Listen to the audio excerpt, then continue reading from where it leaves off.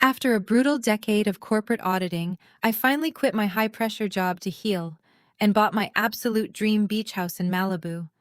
It was supposed to be my secret sanctuary. But on my very first night, as I sat on the balcony listening to the waves, my phone lit up with a call from my mother. Her voice was dripping with that familiar, entitled smugness. "We sold our house today," she announced casually. "We are moving in tomorrow. Your dad said it is perfectly fine." Before I could even process the audacity, she delivered the final blow. "And if you do not like it, you can find somewhere else to live." My hands shook, not from fear, but from a cold, calculating rage. I did not scream or argue. I just smiled, looking down at the heavy stack of legal documents on my patio table. I prepared a massive surprise for their arrival. Before I continue this story, let me know where you are watching from in the comments below. Hit like and subscribe if you have ever had to stand up to a toxic family member who tried to take everything from you. My name is Gemma, 34 years old, and I spent my entire adult life running away from the suffocating expectations of my family. I built a highly successful career as a corporate auditor in Chicago, dissecting complex financial fraud, analyzing offshore accounts, and tearing down white-collar criminals. The money was incredible, but the stress was a slow poison. My days were filled with endless spreadsheets, corporate espionage, and constant flights across the country. But the real exhaustion did not come from the boardrooms. It came from my family back in California. For as long as I can remember, my parents, Barbara and Richard, treated me like a human ATM and a permanent backup plan. In their eyes, I was merely the financial safety net for their precious golden child, my younger brother Preston. Preston is 31 years old, perpetually unemployed, and full of brilliant startup ideas that mysteriously require hundreds of thousands of dollars in seed money. That money inevitably disappears into his gambling debts and lavish lifestyle. Every time he failed, Barbara and Richard expected me to swoop in and cover his massive losses. They would call me at 2 in the morning, demanding I wire funds to save the family reputation. I finally decided that enough was enough. The intense stress of my career, combined with their constant emotional and financial extortion, pushed me to the brink of a massive burnout. So I walked away from it all. I resigned from my prestigious firm, collected a substantial severance package, cashed out my stock options, and decided it was time to put my own mental health first. I wanted peace. I wanted the ocean. I wanted a place where my family could not find me, could not drain my bank accounts, and could not demand a spare bedroom. That is when I found the Malibu beach house. It was a stunning architectural masterpiece. 4 massive bedrooms, floor-to-ceiling windows, a wrap-around cedar deck, and a private wooden staircase leading straight down to the pristine sand. It cost a small fortune, but I had worked 80-hour weeks for 10 long years. I earned it. Because I audit financial structures for a living, I know exactly how to hide high-value assets. I did not buy the house under my own personal name. I created a completely anonymous limited liability company called Ocean Crest Holdings. Only my trust attorney and I knew that I was the sole owner and primary shareholder of the corporation. To the outside world, I was just an ordinary tenant, renting a luxury property from a faceless corporate entity. It was the absolute perfect shield against my parasitic parents. I packed up my entire life in Chicago, drove my golden retriever across the country, and moved into my new sanctuary. The first evening, there was pure magic.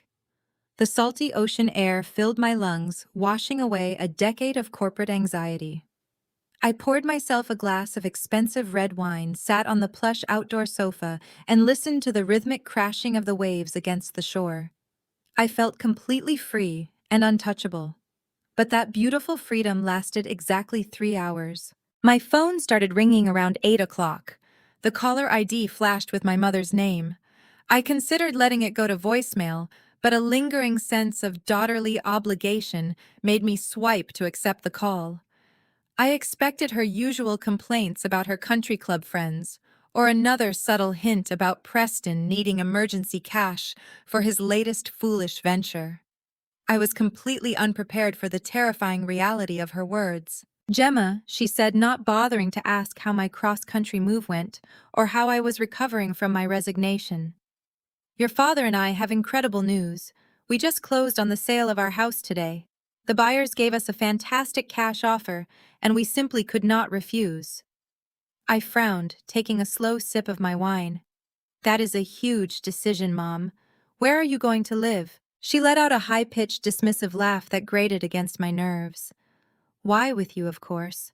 Preston handled everything. He found out you moved to a beach house in Malibu. We are packing the moving truck tonight and we will be arriving tomorrow morning. Your dad said it is perfectly fine since the house has 4 bedrooms. We are taking the master suite, obviously, since we are the parents. I sat frozen in my patio chair. My mind scrambled to make sense of what she was saying. How did they even know I was in Malibu? I had been meticulously careful about my privacy. I had not posted anything on social media. I had not updated my forwarding address with anyone but the postal service. Mom, you cannot just move into my house, I said, trying to keep my voice steady and calm. I moved here to be completely alone. I need space to recover from my stressful job. You and Dad cannot just show up and claim my master bedroom. Her tone immediately shifted from falsely cheerful to ice cold. Stop being so incredibly selfish, Gemma. We sold our home to help your brother with a very important investment. We need a place to stay and you have plenty of room. Preston already arranged everything. He is so smart taking care of his parents like this. The mere mention of Preston sent a massive red flag shooting up in my mind. Preston never did anything out of the goodness of his heart, and he certainly never handled legitimate real estate transactions. This is my house. I repeated, my grip tightening dangerously on the delicate stem of my wineglass. You are not moving in here. Barbara scoffed loudly into the receiver. Do not be ridiculous. We are arriving at 9 in the morning, and if you do not like it, you can find somewhere else to live. We are family, and family helps family. See you tomorrow. The line went dead. I slowly lowered the phone, staring out at the dark, vast ocean. My hands began to shake, but the tremor had nothing to do with sadness or panic. It was pure, unadulterated fury. My own mother had just threatened to kick me out of my own home. But as the hot anger washed over me, my cold, calculating corporate auditor instincts kicked into high gear. I opened my laptop and pulled up the encrypted digital files for Oceancrest Holdings. I stared at the stamped legal documents proving my absolute, undeniable ownership of this million-dollar property. I did not know what kind of illegal scam my brother was running, or what ridiculous lies he had told my parents to get their money, but I knew one thing for certain. They were walking straight into a legal trap, and I was going to gladly snap it shut. The morning sun crested over the Pacific Ocean, casting a brilliant golden light across the hardwood floors of my living room. I had barely slept, fueled by a dangerous mix of adrenaline and espresso. My golden retriever Bailey paced nervously by the glass doors, sensing the shift in my energy. I stood on the deck in my silk robe, gripping a fresh mug of coffee, watching the private access road that wound down the cliffside toward my property. At exactly 9 o'clock, the heavy rumble of a diesel engine shattered the coastal peace. A massive white moving truck barreled down the narrow driveway, entirely ignoring the posted private property signs. Right behind it was a gleaming black luxury SUV that I instantly recognized. It was the car my parents had bought last year, using funds they claimed they needed for emergency medical expenses. The vehicle slammed into park on my crushed stone driveway. The SUV doors swung open and my family stepped out like they owned the entire coastline. Barbara emerged first, wearing an oversized sun hat and a floral resort dress, already pointing and giving sharp orders to the bewildered moving crew. Richard followed, hiking up his golf pants, looking around with a smug, evaluating gaze, as if he were inspecting a new hotel acquisition. And then came Preston. My 31-year-old brother stepped out of the driver's seat wearing designer sunglasses and a smug grin that made my blood boil.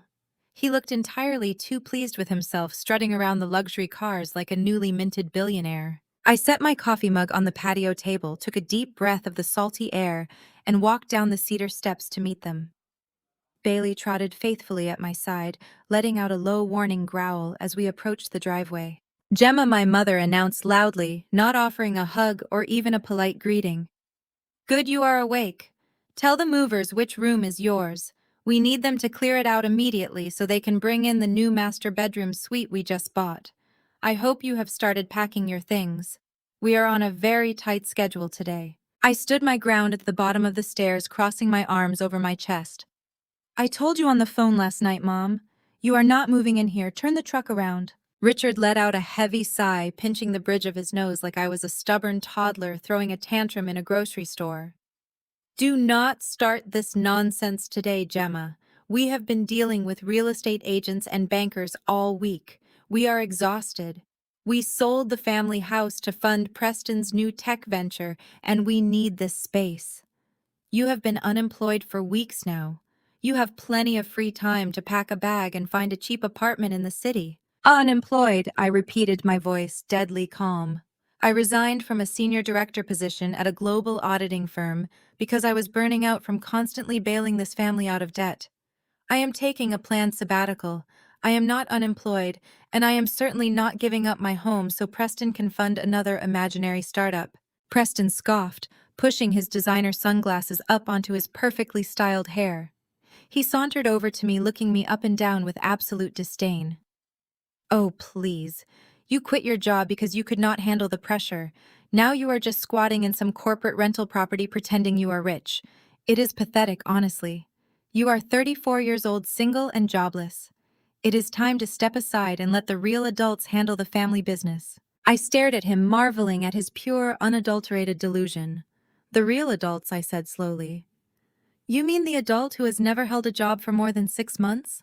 The adult who lost $50,000 in Vegas last year and begged Mom to steal from my college savings account to cover it. Preston's face flushed a deep, angry red. That was a temporary cash flow issue. My new venture is going to revolutionize the market. Dad and Mom believe in me. That is why they sold the house. They know a solid investment when they see one. And this house, I gestured to the stunning modern architecture behind me. How exactly does moving into a luxury Malibu beach house factor into your brilliant startup plan? Barbara stepped between us, aggressively waving her manicured hands. That is none of your concern, Gemma. Preston brokered a brilliant deal for us. He found this property, negotiated with the holding company, and secured it for us. We are the new owners. So stop acting like a jealous, bitter spinster and go pack your bags. The movers are charging us by the hour. I looked at the moving crew. 3 burly men in matching uniforms were standing by the back of their truck, looking extremely uncomfortable as they witnessed our vicious family drama unfold on the driveway. They had not unloaded a single box yet, sensing the explosive tension in the air.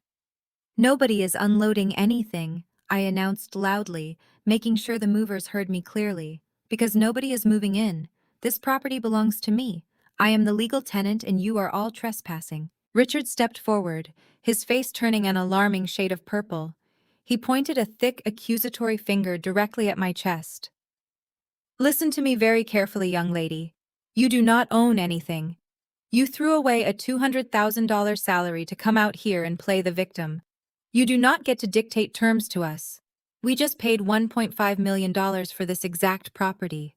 We own the ground you are standing on. I blinked, genuinely stunned by the number Richard had just confidently shouted at me. $1.5 million. That was exactly what their old suburban house was worth. They had liquidated their entire life savings, their primary residence, everything they had spent 40 years building. And they had given every single penny to Preston. You bought this house? I asked, keeping my tone deceptively flat, letting the sheer absurdity of the situation wash over me. You bought a luxury Malibu beachfront property for $1.5 million. The empty lot next door just sold for $3 million. Do you really think someone sold you this fully furnished architectural estate for half the price of dirt? Preston stepped directly into my personal space, invading my boundaries, trying to use his height to intimidate me. He sneered, a nasty, victorious smirk twisting his features. That is the beauty of having a smart son, Gemma. I found a highly motivated corporate seller who needed to liquidate assets immediately. I negotiated a private off-market cash deal.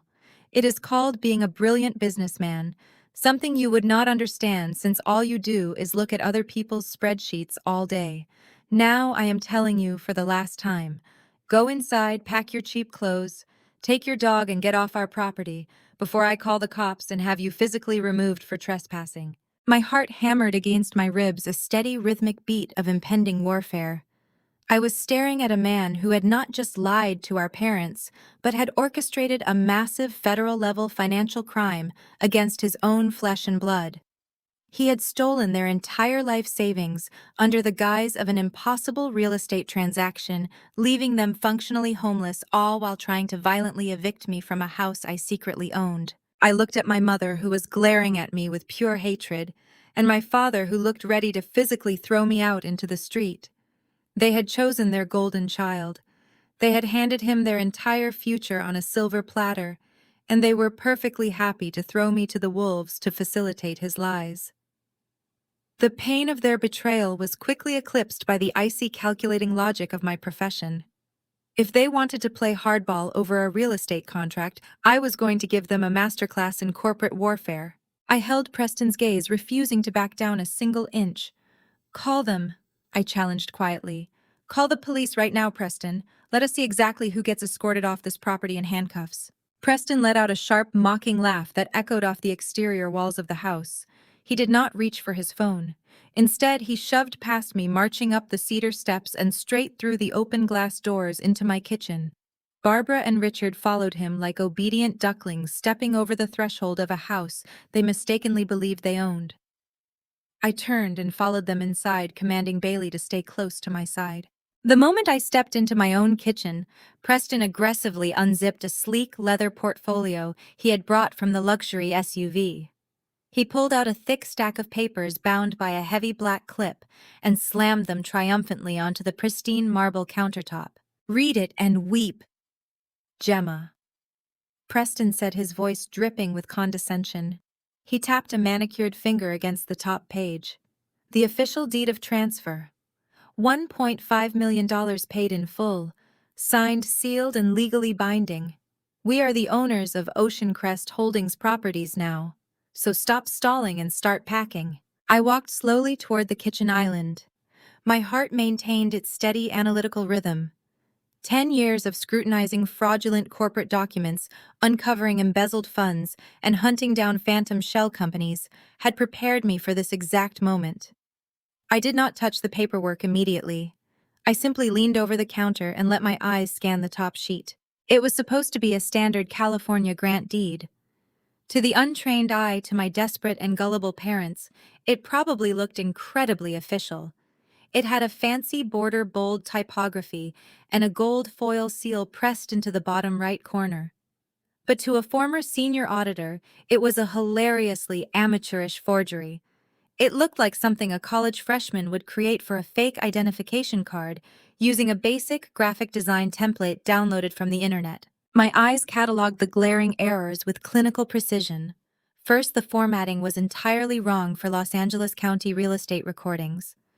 The margins did not meet the mandatory recording requirements, and the assessor parcel number was missing 2 entire digits.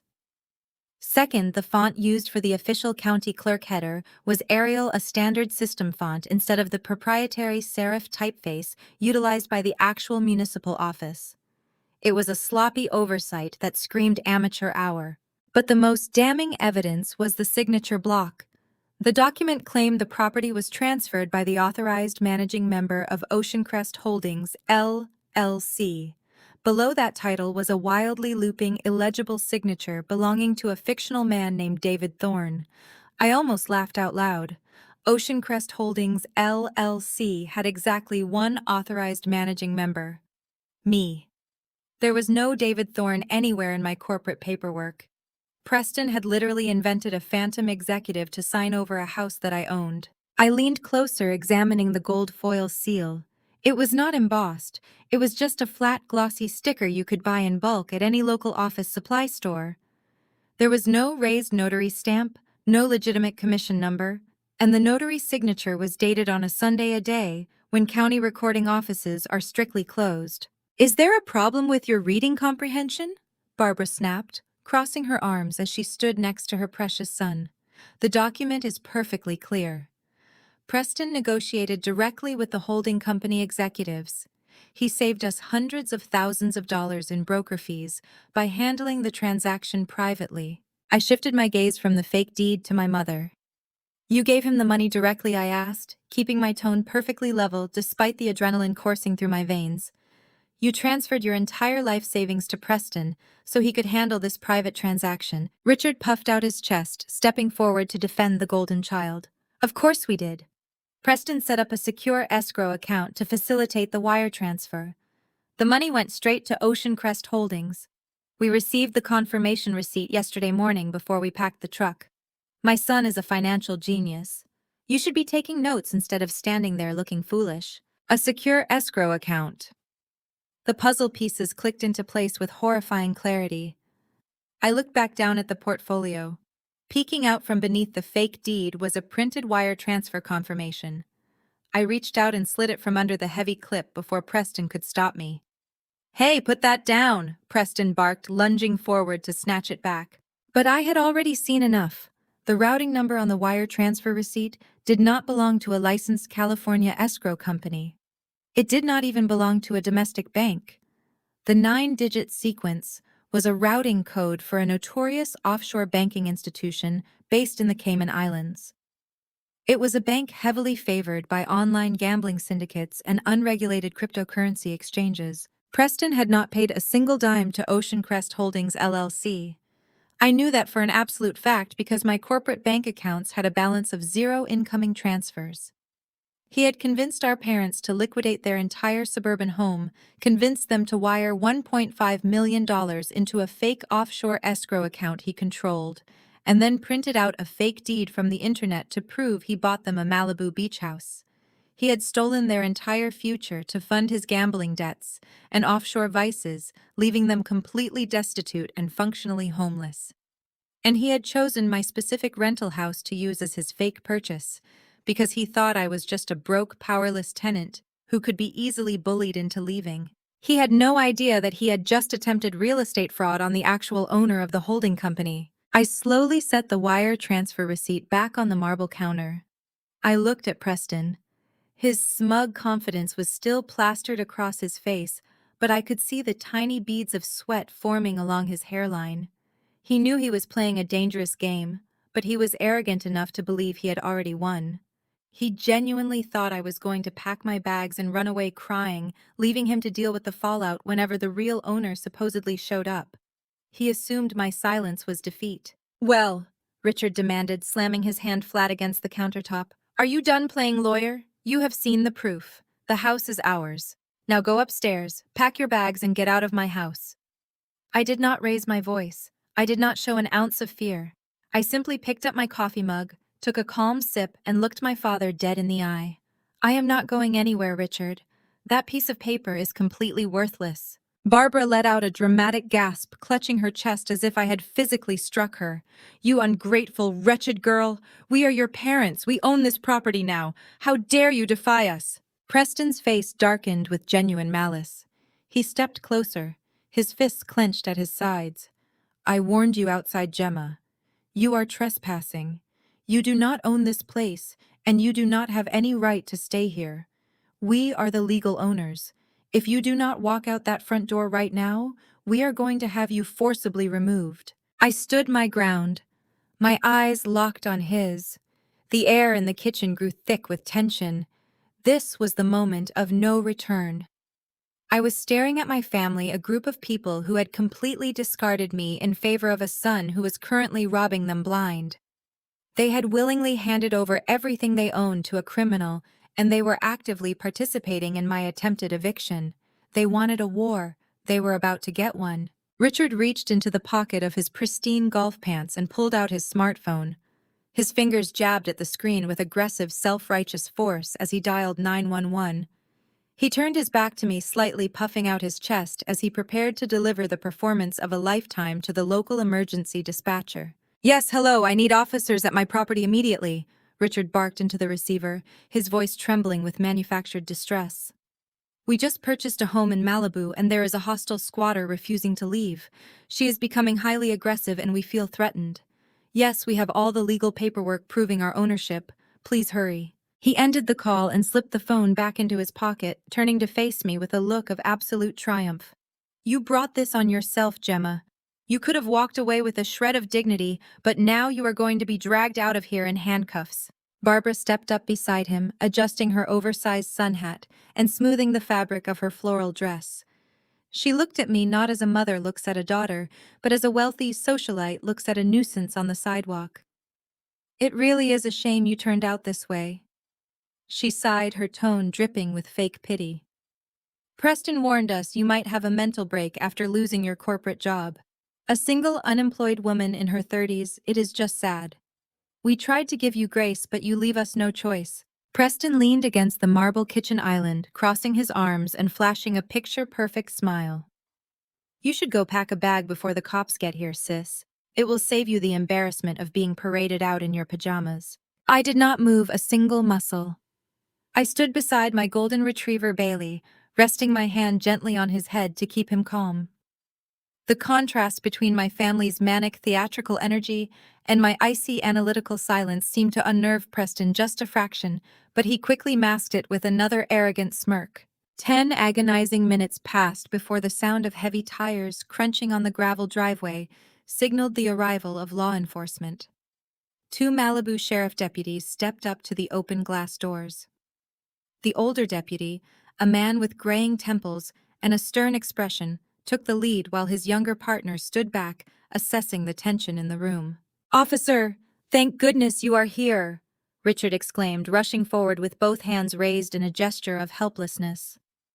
"I am Richard, the legal owner of this estate. My wife and I just drove down here after closing a massive cash deal on this property, and this woman is refusing to vacate." The older deputy held up a hand to pause my father's frantic speech.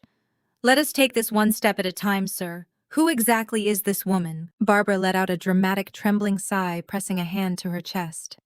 "She is our daughter, officer. It breaks my heart to say this, but she is deeply unwell. She recently failed out of her high-paying career in Chicago and has been squatting here pretending she lives this luxurious lifestyle. She is incredibly jealous of her younger brother who actually brokered the purchase of this home for us." Preston seized his cue perfectly. He stepped forward, radiating the calm, trustworthy energy of a successful young professional. He handed the leather portfolio directly to the older deputy. "Here is the deed, officer. $1.5 million paid in full and signed over by the managing member of the holding company. We have the wire transfer receipts right behind it.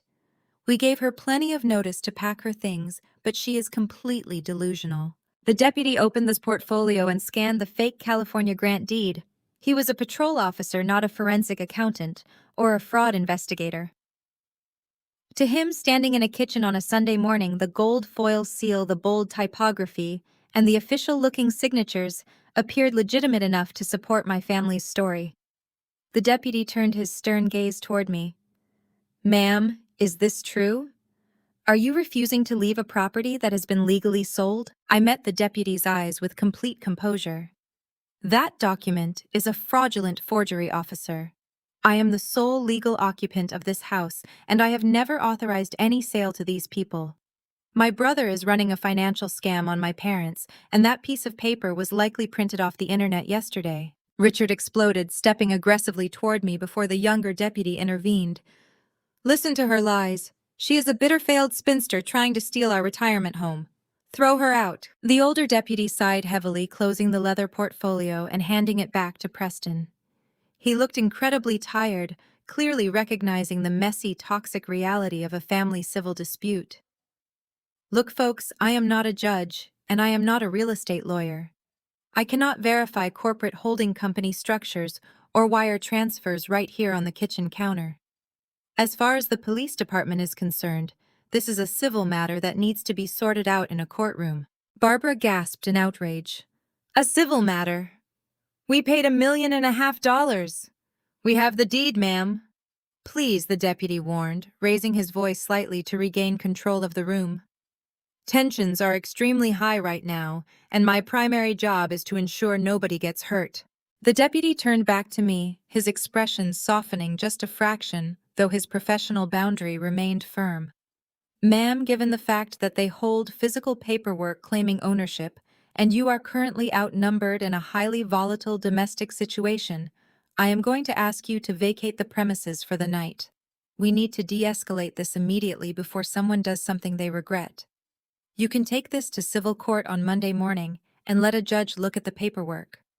But for tonight, to keep the peace, you need to leave. A heavy, victorious silence fell over the kitchen.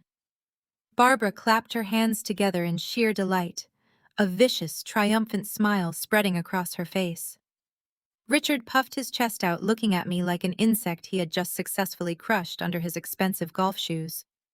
Preston simply stood by the island, practically vibrating with smug satisfaction. They had won.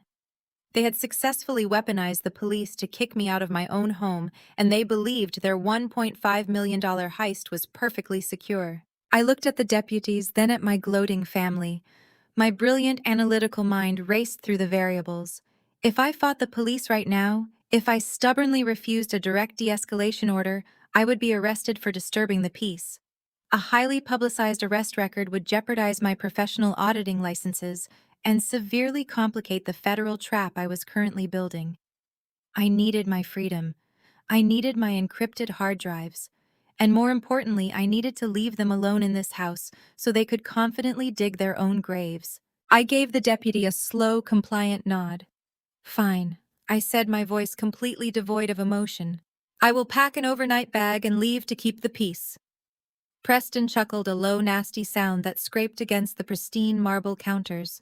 Make sure you take the mutt with you, he sneered. We are replacing these floors anyway, but I do not want dog hair on my new furniture. I did not grant him the satisfaction of a response. I simply turned on my heel and walked up the floating glass staircase to the master suite. My family erupted into quiet, celebratory whispers downstairs, completely blind to the fact that their petty surface-level victory was exactly what I needed. By forcing me out the front door, they had just locked themselves inside a heavily surveilled, heavily documented federal crime scene. Once inside the master suite, the heavy oak door clicked shut behind me, sealing off the muffled sounds of my family gloating downstairs. I stood in the center of the spacious room, taking a deep breath. There were no tears. There was no panic. My heart rate had already returned to a steady, calm rhythm. In the corporate auditing world, panic is the enemy of strategy. I walked over to my walk-in closet and pulled down my sleek black suitcase. I did not waste time packing an entire wardrobe. My priority was not clothing, it was ammunition. I knelt beside the hidden floor safe tucked beneath the custom shelving. After punching in the biometric code, I pulled out 2 military-grade encrypted hard drives. These small metal rectangles held the absolute totality of Ocean Crest Holdings. They contained every bank statement, every verified tax record, the original certified property deed, and the complete financial history of my corporate career. More importantly, they held the master access keys to the smart home security system I had installed a month ago. When you buy a multi-million-dollar property as a single woman, you do not skimp on security. I had hired a private tech firm to hardwire covert high-definition cameras into the architectural features of the house. There were flush-mounted lenses in the kitchen pendant lights, micro cameras seamlessly integrated into the living room crown molding, and audio receivers hidden in the patio decking. It was a closed-loop system that recorded directly to a secure cloud server, which I exclusively controlled. I slipped the hard drives into the padded compartment of my suitcase. Then I packed a few tailored suits, a cashmere sweater, and my high-end cosmetics. If I was going to orchestrate a federal takedown, I was going to do it looking absolutely flawless. Bailey whined softly, nudging my hand with his wet nose. I smiled, dropping to one knee to scratch behind his ears. "We are going on a little vacation, buddy," I whispered. "Just for a little while." I grabbed my laptop bag, zipped up the suitcase, and snapped a matching leather leash onto Bailey's collar. I took one last look around the master suite. The bed was perfectly made, the ocean breeze was fluttering through the sheer curtains, and the room looked serene. By tonight, Barbara and Richard would undoubtedly claim this space, spreading their cheap luggage across my custom duvet. Let them. They were simply stepping onto a perfectly baited trap. I descended the glass staircase with measured, confident steps. The scene in the living room was predictably pathetic. Richard was already pouring himself a glass of my expensive bourbon from the wet bar, while Barbara was measuring the windows with her hands loudly complaining about my choice of drapery. Preston was slouched on my Italian leather sofa, his muddy designer sneakers resting casually on the pristine upholstery. The two sheriff deputies stood near the front door, looking relieved that I was complying without a physical altercation. Leaving so soon, Preston mocked, not bothering to lift his head from the couch cushions. Make sure you leave the garage clicker on the counter, and do not steal any of the silverware on your way out. I stopped at the bottom of the stairs, adjusting my grip on my suitcase. I did not glare. I did not raise my voice. I simply offered him a smile so devoid of warmth it could have frozen the ocean outside. Keep the clicker, Preston, I said smoothly. I am sure you will find it very useful for the next few days. I turned to my parents, who were watching me with a mixture of disdain and triumph. Enjoy the house, Mom. Dad. I highly recommend watching the sunset from the patio. It really is a $1,000,000 view. Without waiting for their response, I walked past the deputies, offering them a polite nod of gratitude for their time. I stepped out into the bright Malibu sunlight, loaded my suitcase into the trunk of my car, and opened the back door for Bailey. He jumped in happily, unaware of the treacherous family warfare unfolding around us. I slid into the driver's seat, started the engine, and drove away from my own property without looking in the rearview mirror. The drive down the Pacific Coast Highway was spectacular. With the top down and the ocean breeze rushing through the cabin, I felt an exhilarating surge of power. They thought they had backed me into a corner. They thought stripping me of my home would break my spirit. They completely, fundamentally misunderstood who they were dealing with. You cannot outsmart a woman whose entire career was built on dismantling complex financial syndicates. 10 minutes later, I pulled into the valet circle of a 5-star luxury cliffside resort. I handed my keys to the attendant, tipped him generously, and walked into the grand lobby. My severance package alone was enough to buy out the entire hotel for a year, so I did not hesitate at the reception desk. I booked their premier oceanfront penthouse suite for an indefinite stay, requesting a corner room with the best possible Wi-Fi connection. The penthouse was breathtaking. It featured sweeping panoramic views of the Pacific, a private wrap-around balcony, and a massive mahogany dining table that would serve perfectly as my command center. A bellhop delivered my luggage, and room service promptly arrived with a bottle of sparkling water and a silver bowl of fresh fruit. Once the heavy wooden door clicked shut, leaving me completely alone in the silent luxury of the suite, I went to work. I unpacked my laptops, lined them up precisely on the mahogany table, and plugged in my encrypted hard drives. My fingers flew across the keyboard with practiced, lethal speed. I bypassed the dual authentication protocols and brought the remote surveillance network online. The screens flared to life. 4 different high-definition angles of my beach house populated my monitors. The audio fed through my noise-canceling headphones with crystal clarity. On screen 1, I watched Richard carrying boxes into my kitchen. On screen 2, Barbara was physically ripping my expensive sheer curtains off the master bedroom windows. And on screen 3, the most important feat of all, Preston was standing alone on the patio, pulling his smartphone from his pocket with a frantic, nervous energy. I leaned back in my plush leather desk chair, steepling my fingers together as I watched the monitors. My family was celebrating a hollow victory inside a glass cage, completely oblivious to the fact that I was watching their every move, recording every word, and tracking every lie. The eviction was not a defeat. It was a calculated, strategic retreat. Now the real game was about to begin. The glow from my 4 monitors illuminated the darkened hotel suite. I adjusted my noise-canceling headphones, isolating the audio feed from the living room of my Malibu property. The high-definition cameras I had seamlessly integrated into the crown molding provided a crystal-clear view of the chaos unfolding inside my home. The moving crew had finally begun hauling heavy cardboard boxes and cheap, oversized furniture through my custom mahogany front doors. I watched with clinical detachment as a massive, gaudy floral sofa was shoved into the center of my minimalist living room, completely clashing with the sleek aesthetic I had carefully curated. My fingers flew across my laptop keyboard, initiating a screen recording protocol. In the corporate auditing world, evidence is the only currency that matters.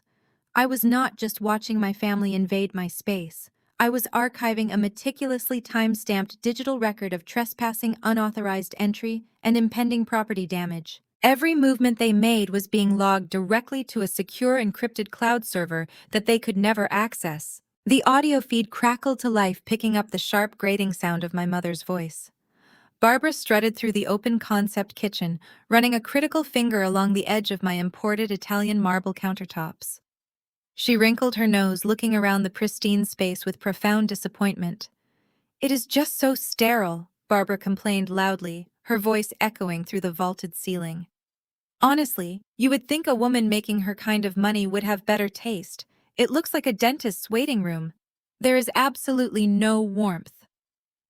Richard trailed behind her, carrying a cardboard box labeled with his golf trophies. He dumped the box unceremoniously onto my custom glass dining table, wincing as the heavy cardboard scratched the delicate surface. "What do you expect from Gemma?" Richard grumbled. "She has always been cold. No husband, no children, just spreadsheets and numbers. Thank God Preston stepped in and secured this property for us. We can finally strip all this modern nonsense out and make it feel like a real family home. A home with actual heart and soul." I sat in my plush hotel chair, sipping my sparkling water.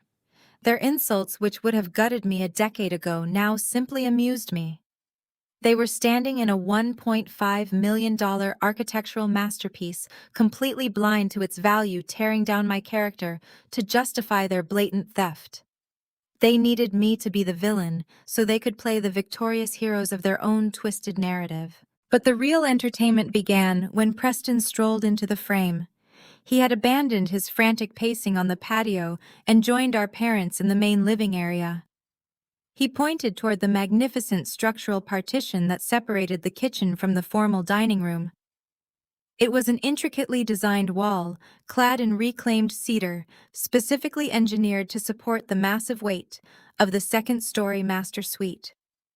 "This has got to go," Preston announced, slapping his hand against the beautiful wood finish. "It completely ruins the flow of the room. We need a massive open-concept floor plan. If we are going to host investors and throw huge parties, we cannot have this ugly barrier blocking the ocean view from the kitchen." Richard nodded enthusiastically, completely captivated by his son's brilliant vision. "You are absolutely right, Preston. We should knock it down right now. Why wait for expensive contractors?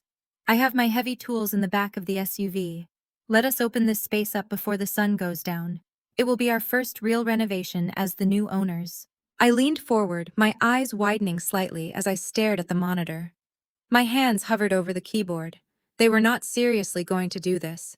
That cedar wall was not a cosmetic partition. It was a primary load-bearing wall. Removing it without structural steel beams and a licensed contractor would severely compromise the integrity of the entire second floor. It was a catastrophic architectural violation, not to mention wildly illegal, without municipal building permits. Within 10 minutes, Richard and Preston marched back into the living room wielding heavy steel sledgehammers they had retrieved from their luxury SUV. Barbara stood safely off to the side, clapping her hands in delighted anticipation. "This is going to be so refreshing," she cheered, completely ignorant of the disaster about to unfold. Preston swung the first blow. The heavy steel head of the sledgehammer smashed into the custom cedar paneling. The sickening crack of splintering wood echoed through my headphones. A massive hole appeared in the beautiful woodwork, exposing the reinforced drywall and structural framing beneath. Richard laughed, stepping up to take the next swing. He swung with all his might, tearing a jagged, ugly chunk out of the wall.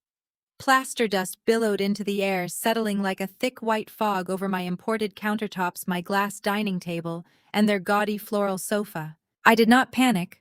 I simply hit the capture button on my keyboard, saving a high-resolution screenshot of my father and brother actively destroying my property.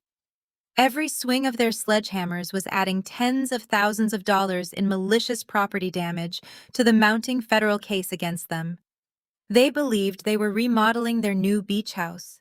In reality, they were creating undeniable high-definition video evidence of severe structural vandalism on a property they did not legally own. I watched as the ceiling above them gave a subtle, ominous groan, a distinct structural protest against the removal of its primary support. The sheer arrogance of their ignorance was staggering.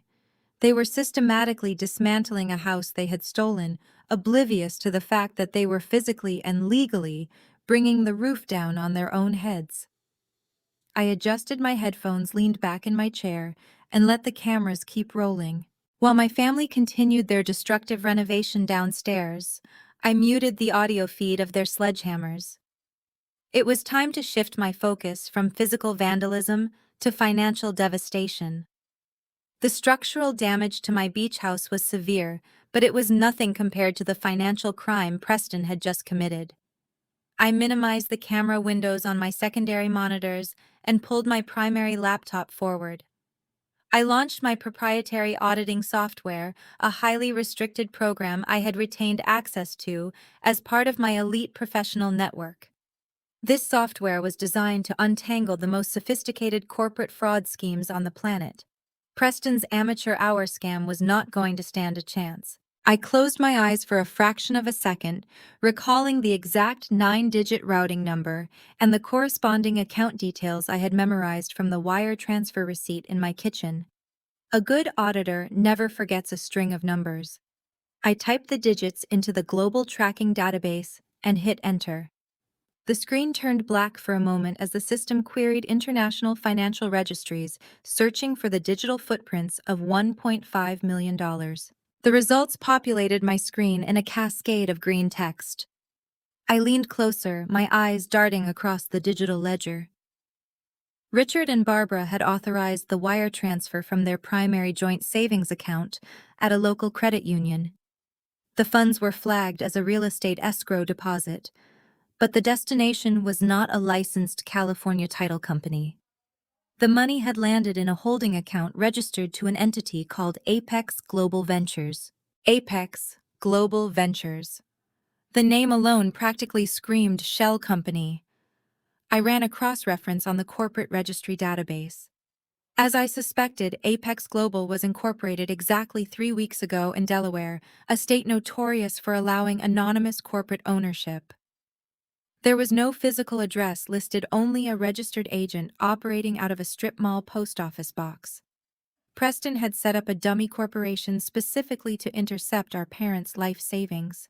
He had probably told them Apex Global was the parent company of Ocean Crest Holdings, and they were too financially illiterate to verify his claim. But the money did not stay in Delaware. My fingers flew across the keyboard, executing a deeper trace protocol. Fraudsters never leave stolen cash in a domestic account for long. The United States banking system is too heavily monitored. Preston knew he had to move the funds outside federal jurisdiction quickly. I followed the digital breadcrumbs. Less than 2 hours after my parents initiated the wire transfer, the $1.5 million was split into 4 separate transactions. This was a classic money laundering technique known as layering, designed to confuse investigators and obscure the final destination of the funds. I tracked the first chunk of money as it bounced from Delaware to a holding account in Panama. The second chunk routed through a cryptocurrency exchange based in Eastern Europe.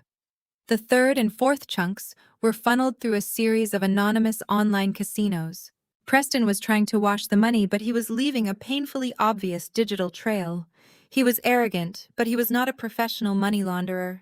He was a gambling addict with a god complex who watched too many crime movies. I initiated a consolidation algorithm commanding my software to track all 4 diverging paths simultaneously and find their eventual convergence point. I watched the progress bar on my screen slowly fill. My heart hammered a steady rhythm against my ribs. I needed to see exactly where he was hiding the cash. The software chimed a sharp metallic sound cutting through the silence of my hotel suite. The results materialized on the screen.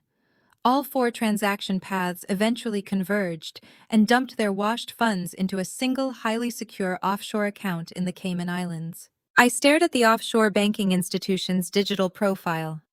The Cayman account was heavily fortified behind international banking secrecy laws. I could see the final destination of the stolen money, but the account ownership was completely shielded. The bank used alphanumeric proxy tags instead of human names. Without a court order or direct login credentials, I could not legally prove that Preston was the owner of that specific Cayman account. And without that definitive link, my case for federal wire fraud was incomplete. I drummed my fingers against the mahogany table. I had the fake deed. I had the initial wire transfer showing the theft. I had the digital map proving the money laundering. But the final piece of the puzzle, the undisputed proof that Preston was the ultimate beneficiary of the offshore account, was locked behind a wall of Caribbean encryption. I needed the login credentials. I needed the device he used to authorize the offshore transfers. Or failing that, I needed his personal financial history, his social security verification, and the secondary authentication codes tied to his private phone. I could not hack his phone remotely without risking detection. Preston might be a reckless idiot, but he was a paranoid idiot. He would have notifications set up for unauthorized access attempts. I needed someone on the inside. I needed someone who had physical access to his devices, who knew his passwords, and who had the legal right to scrutinize his marital assets. A slow, dangerous smile spread across my face. There was exactly one person on the planet who fit that description. Naomi. Preston had been married to Naomi for 3 years. She was a brilliant, sharp-witted woman who worked as a financial attorney in downtown Los Angeles. My family had always treated Naomi with a sickening blend of fake politeness and subtle, condescending microaggressions. Barbara constantly made passive-aggressive comments about Naomi prioritizing her demanding career over having children. Richard often questioned Naomi about legal matters, but immediately dismissed her expert advice in favor of whatever nonsense Preston had read on an internet forum. Naomi was a powerhouse, and my family treated her like an inconvenient accessory to their golden child.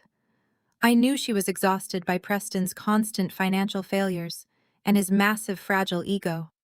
I knew she was tired of covering his tracks and maintaining the illusion of a perfect marriage for the sake of my parents. Preston thought he had orchestrated the perfect crime because he believed nobody in the family was smart enough to catch him. He completely forgot that he was legally bound to a financial attorney, and he had just actively angered a corporate auditor. I minimized my auditing software and pulled up my private contacts. I had not spoken to Naomi in months, keeping my distance to avoid the toxic blast radius of my family. But right now, we shared a common enemy. If Preston was willing to steal $1.5 million from his own parents and launder it offshore, he was definitely hiding money from his wife. Naomi would want to know. And more importantly, Naomi would want revenge. I picked up my phone and drafted a highly secure encrypted message to her private legal email address. I did not include any incriminating details. I simply asked her to meet me for coffee at a discreet location, stressing that it involved Preston, a massive financial liability, and her own legal protection. I hit send. The trap was expanding, and I had just recruited my inside man. I did not have to wait long. Less than 15 minutes later, my cell phone vibrated on the mahogany desk. The caller ID displayed a blocked number, a standard precaution for high-tier corporate attorneys who did not want their billing hours tracked by casual acquaintances. I swiped to accept the call, bringing the phone to my ear without saying a word. In my profession, whoever speaks first loses the leverage. Gemma, a sharp, composed voice came through the speaker. It was Naomi. I am currently in the middle of negotiating a highly sensitive corporate merger. You sent a message to my encrypted firm email mentioning Preston financial liability and my personal legal protection. You have exactly 60 seconds to explain why I should not block your number and walk back into my boardroom. I smiled at the sheer efficiency of her tone. Naomi was a powerhouse. As an African-American woman who had fought her way to a senior partnership at a cutthroat Los Angeles law firm, she did not tolerate inefficiency or drama. Over the past 3 years, I had watched my mother Barbara inflict a relentless campaign of subtle, smiling microaggressions against her. At Thanksgiving dinners, Barbara would make pointed, condescending remarks about Naomi wearing her hair in natural protective styles, instead of chemical blowouts, or casually suggest that Naomi was perhaps too aggressive and masculine for prioritizing her legal career over giving Preston children. Richard would constantly undermine her intelligence, asking her legal questions only to loudly disagree with her expert answers because of a blog post he had read. And through all of it, Preston had never defended her. He just sat there swirling his expensive scotch, completely indifferent to the toxic environment his family created for his wife. Naomi had endured it with icy, impeccable grace, treating my parents like mildly annoying clients she was forced to placate. But I knew she despised them. More importantly, I knew she was entirely too smart to stay attached to a sinking ship like my brother for much longer. "I am not calling for family small talk, Naomi," I said, keeping my voice perfectly level. "I am calling auditor to attorney. Your husband just orchestrated a massive financial scam against my parents. He convinced them to liquidate their primary residence, took their $1.5 million, and routed it through a Delaware shell company straight into an anonymous offshore account in the Cayman Islands." The silence on the other end of the line was absolute. I could practically hear the gears turning in Naomi's brilliant legal mind as she processed the gravity of my words. "That is a very serious accusation, Gemma," she replied, her voice dropping an octave, completely stripping away the polite family facade. "If you are angry about whatever petty drama your parents are currently involved in, leave me out of it. I do not have time for Preston's usual financial incompetence." "This is not his usual incompetence," I countered smoothly. "This is federal wire fraud. He printed a fake California grant deed from the internet and told them he bought my Malibu beach house. They are currently standing in my living room with sledgehammers destroying my load-bearing walls because they think they own the property. But the money is gone, Naomi. And here is why you need to care. Preston is unemployed. You are the primary breadwinner. You file your taxes jointly. When the FBI traces that Cayman Islands account, the federal government is going to look directly at your law firm's salary and your personal assets to recover the stolen funds. He is using your marital financial umbrella to shield his money laundering." A sharp intake of breath echoed through the receiver. As a financial lawyer, Naomi knew exactly how devastating the legal doctrine of joint and several liability could be. If the federal government decided she was a complicit spouse, they could freeze her bank accounts, seize her investment portfolios, and completely destroy the prestigious legal career she had sacrificed everything to build. Preston was not just ruining his parents. He was dragging his highly successful wife straight into a federal indictment. "Do you have proof?" Naomi demanded. Her voice was no longer dismissive, it was lethal. "I have the digital trace of the wire transfers I confirmed. I have the shell company incorporation documents. I have high-definition video of the property damage. What I do not have is the final link. I need the login credentials or the secondary device authentication that ties Preston to that specific offshore account. I know you have access to his home office. I know you know how to bypass his superficial security measures. I need an inside man, Naomi. And you need to legally distance yourself from a federal criminal before the ink on the warrants dries." I could hear the faint, muffled sound of Los Angeles traffic in the background. Naomi had clearly stepped out of her corporate building to take this call on the street, ensuring she was not recorded by her firm's internal servers. "I have suspected for months that he was hiding something," she said, the realization hardening her tone into pure steel. "He has been erratic, taking secret phone calls at all hours and lying about where he goes during the day. I thought he was just funneling my money into another one of his idiotic tech startups. If he is running a shell company scam using our home network, he has compromised my entire life." "Then let us destroy him together," I offered. "You get the evidence you need to file an ironclad fault-based divorce and protect your assets. I get the evidence I need to put him in a federal penitentiary and reclaim my property. We both win." "Where are you?" Naomi asked, making the decision instantly. "I am staying at a hotel down the coast," I replied. "But we cannot meet here. My parents might figure out where I am, and we need absolute privacy." "There is an exclusive coffee shop in Santa Monica," Naomi instructed, her voice reverting to full command mode. "It is called The Archive. I rent a private conference room there for off-site client meetings. It has zero surveillance and requires a keycard for entry. I will text you the address and the temporary access code. Be there in exactly 2 hours. Bring the hard drives."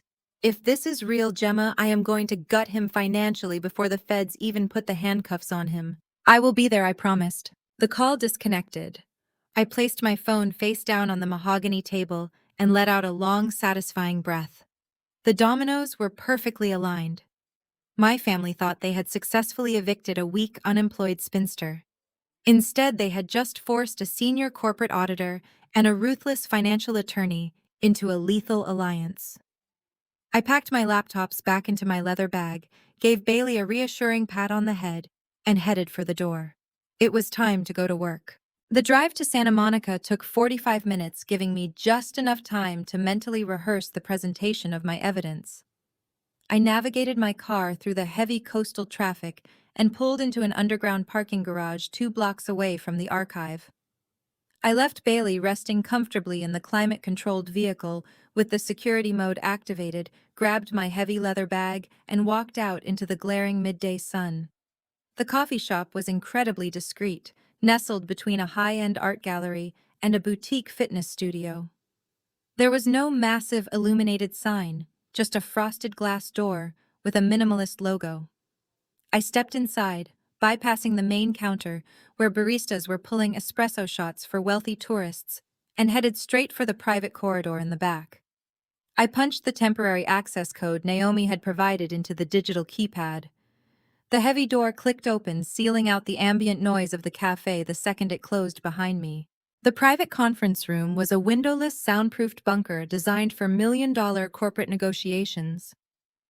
Naomi was already sitting at the far end of the sleek wooden table. She wore a perfectly tailored emerald green suit, her natural hair styled in an immaculate crown of twists. She looked like a woman who could dismantle a Fortune 500 company before her morning coffee. There was no trace of the quiet, polite daughter-in-law who endured my mother's passive-aggressive remarks at holiday dinners. This was Naomi, the apex predator. She did not offer a hug or a pleasant greeting. She merely pointed a perfectly manicured finger at the empty chair across from her. "Sit down and show me everything," Naomi commanded, her dark eyes entirely devoid of warmth. I did not waste time with pleasantries. I unzipped my leather bag and pulled out my primary laptop, plugging in the encrypted hard drive. While the system booted up, I slid a physical manila folder across the smooth surface of the table. "Open it," I said. "That is a copy of the fake California grant deed your husband used to steal my parents' life savings." Naomi opened the folder. Her eyes darted across the document, absorbing the fraudulent details with frightening speed. I watched her perfectly sculpted eyebrows twitch as she noticed the amateur formatting errors, the missing parcel digits, and the ridiculous gold foil sticker. "He actually used Arial font for a municipal county header," Naomi murmured, her voice laced with absolute disgust. "He is not just a criminal, Gemma. He is an incredibly stupid criminal." I turned my laptop screen toward her. "It gets much worse, I promised. I am the sole owner and managing member of Ocean Crest Holdings, LLC. Preston photoshopped a fake executive named David Thorne to sign over a house that I own. But the real crime is the money trail." I pulled up the digital ledger. I watched him convince Barbara and Richard to wire $1.5 million directly into a Delaware shell company called Apex Global Ventures. I explained, pointing to the highlighted transactions. From there, I tracked the funds as he layered them through Panama and an Eastern European cryptocurrency exchange. The money finally landed in an anonymous offshore holding account in the Cayman Islands. I waited for the shock. I expected her to gasp, to deny it, or perhaps to shed a tear for the catastrophic implosion of her marriage. Instead, Naomi leaned back in her leather chair, stared at the ceiling, and let out a sharp, chilling laugh. It was a cold, humorless sound that contained 0% heartbreak and 100% vindication. She laughed until she had to wipe a stray tear of pure amusement from the corner of her eye. "I thought he was just an incompetent narcissist," Naomi said, shaking her head as she looked back down at the fake deed. "But he actually crossed the line into federal wire fraud. He just handed me the silver bullet I have been looking for." She reached down, lifted her designer briefcase onto the table, and snapped the brass locks open. "It is my turn to share, Gemma. You think you are the only one who has been doing forensic accounting this week." Naomi pulled out a thick stack of bank statements highlighted in red and yellow ink. 2 weeks ago, I noticed a massive discrepancy in our primary joint checking account, she explained, sliding the papers toward me. Preston claimed he was moving funds around to invest in a highly exclusive tech incubator. But I am a financial attorney. I do not take my husband's word for anything regarding my money. I quietly ran a deep audit on every single account we share. Over the past 8 months, Preston has systematically drained $400,000 of my personal earnings. He funneled it all into high-stakes offshore sports betting and underground poker syndicates. I stared at the statements tracing the massive frequent withdrawals. He lost everything, I realized, the pieces of his frantic behavior suddenly making perfect sense. He lost your money, and he was completely desperate. Naomi nodded, her jaw clenching with barely contained fury. The loan sharks were clearly circling. He needed a massive influx of cash to cover his debts and replace the money he stole from me before I noticed it was gone. That is why he targeted your parents. They were the perfect gullible marks. He knew they would liquidate their house in a heartbeat if he promised them a shiny new beach estate. He never intended to buy a house. He just needed to steal their $1.5 million to save his own skin. He is going to take them down with him, I said, feeling a surge of disgust for my parents' blindness, but an even stronger hatred for my brother's ruthless greed. Naomi reached into her briefcase one final time. She pulled out a pristine, legally binding document bound in a blue cover. She slapped it down on top of the bank statements. "Let him take them down," Naomi said, her voice dropping to a lethal whisper. "Barbara and Richard enabled this monster his entire life. They created a man who thinks he can steal from his wife and scam his parents without facing a single consequence. But he is not taking me down with him." I looked at the blue document. It was a fully drafted petition for dissolution of marriage. The paperwork was immaculate, completely filled out and ready to be filed with the Los Angeles Superior Court. "I drafted these divorce papers 3 days ago," Naomi revealed, tapping the front page. "I was just waiting for the right moment to serve him so I could financially ruin him in civil court. But your evidence changes everything. We are not just going to divorce him, Gemma. We are going to lock him in a federal prison cell." I met her gaze, seeing the exact same cold, calculating fire that burned in my own chest. We did not need to cry over the family we had lost. We just needed to execute the trap perfectly. "I need his secondary authentication codes," I told her, pointing to my laptop screen. "I can see the Cayman Islands account, where he parked my parents' money. But I cannot legally tie his name to it without his direct digital fingerprint. Can you get me his backup device?" Naomi offered a dark, brilliant smile. "Preston is an idiot. He leaves his backup tablet unsecured in his home office safe because he assumes I do not know the combination. I will have the device in your hands by tomorrow morning. We are going to bleed him dry." I closed my laptop, the screen going dark. The alliance was officially forged. My parents had treated Naomi like a second-class citizen, and they had treated me like an expendable bank account. Now the two women they severely underestimated were holding all the cards. "I will prepare the federal dossier," I said, packing my equipment back into the leather bag. "Once we have the digital fingerprint linking him to the offshore account, we go straight to the authorities." Naomi stood up, smoothing the front of her emerald suit. "Let him enjoy his fake beach house for a few more days," she said smoothly.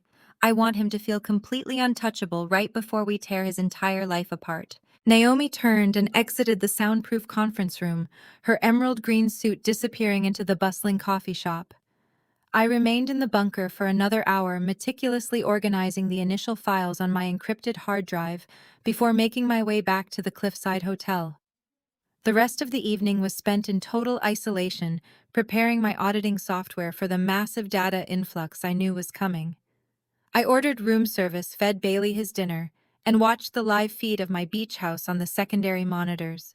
My parents were currently uncorking a bottle of expensive champagne in my kitchen, toasting to their brilliant son. Preston stood beside the shattered remains of my load-bearing wall, raising his glass with a sickening grin. Their joy was entirely built on a foundation of stolen money and federal crimes. The next morning, precisely at 8 o'clock, a sharp knock echoed through my penthouse suite. I opened the heavy wooden door to find Naomi standing in the hallway. She wore a sharp charcoal pantsuit and held a sleek silver briefcase. She stepped inside without waiting for an invitation, taking in the panoramic ocean view and the array of glowing monitors spread across my mahogany dining table. "I have the device," Naomi announced, placing her briefcase on the table and snapping the brass locks open.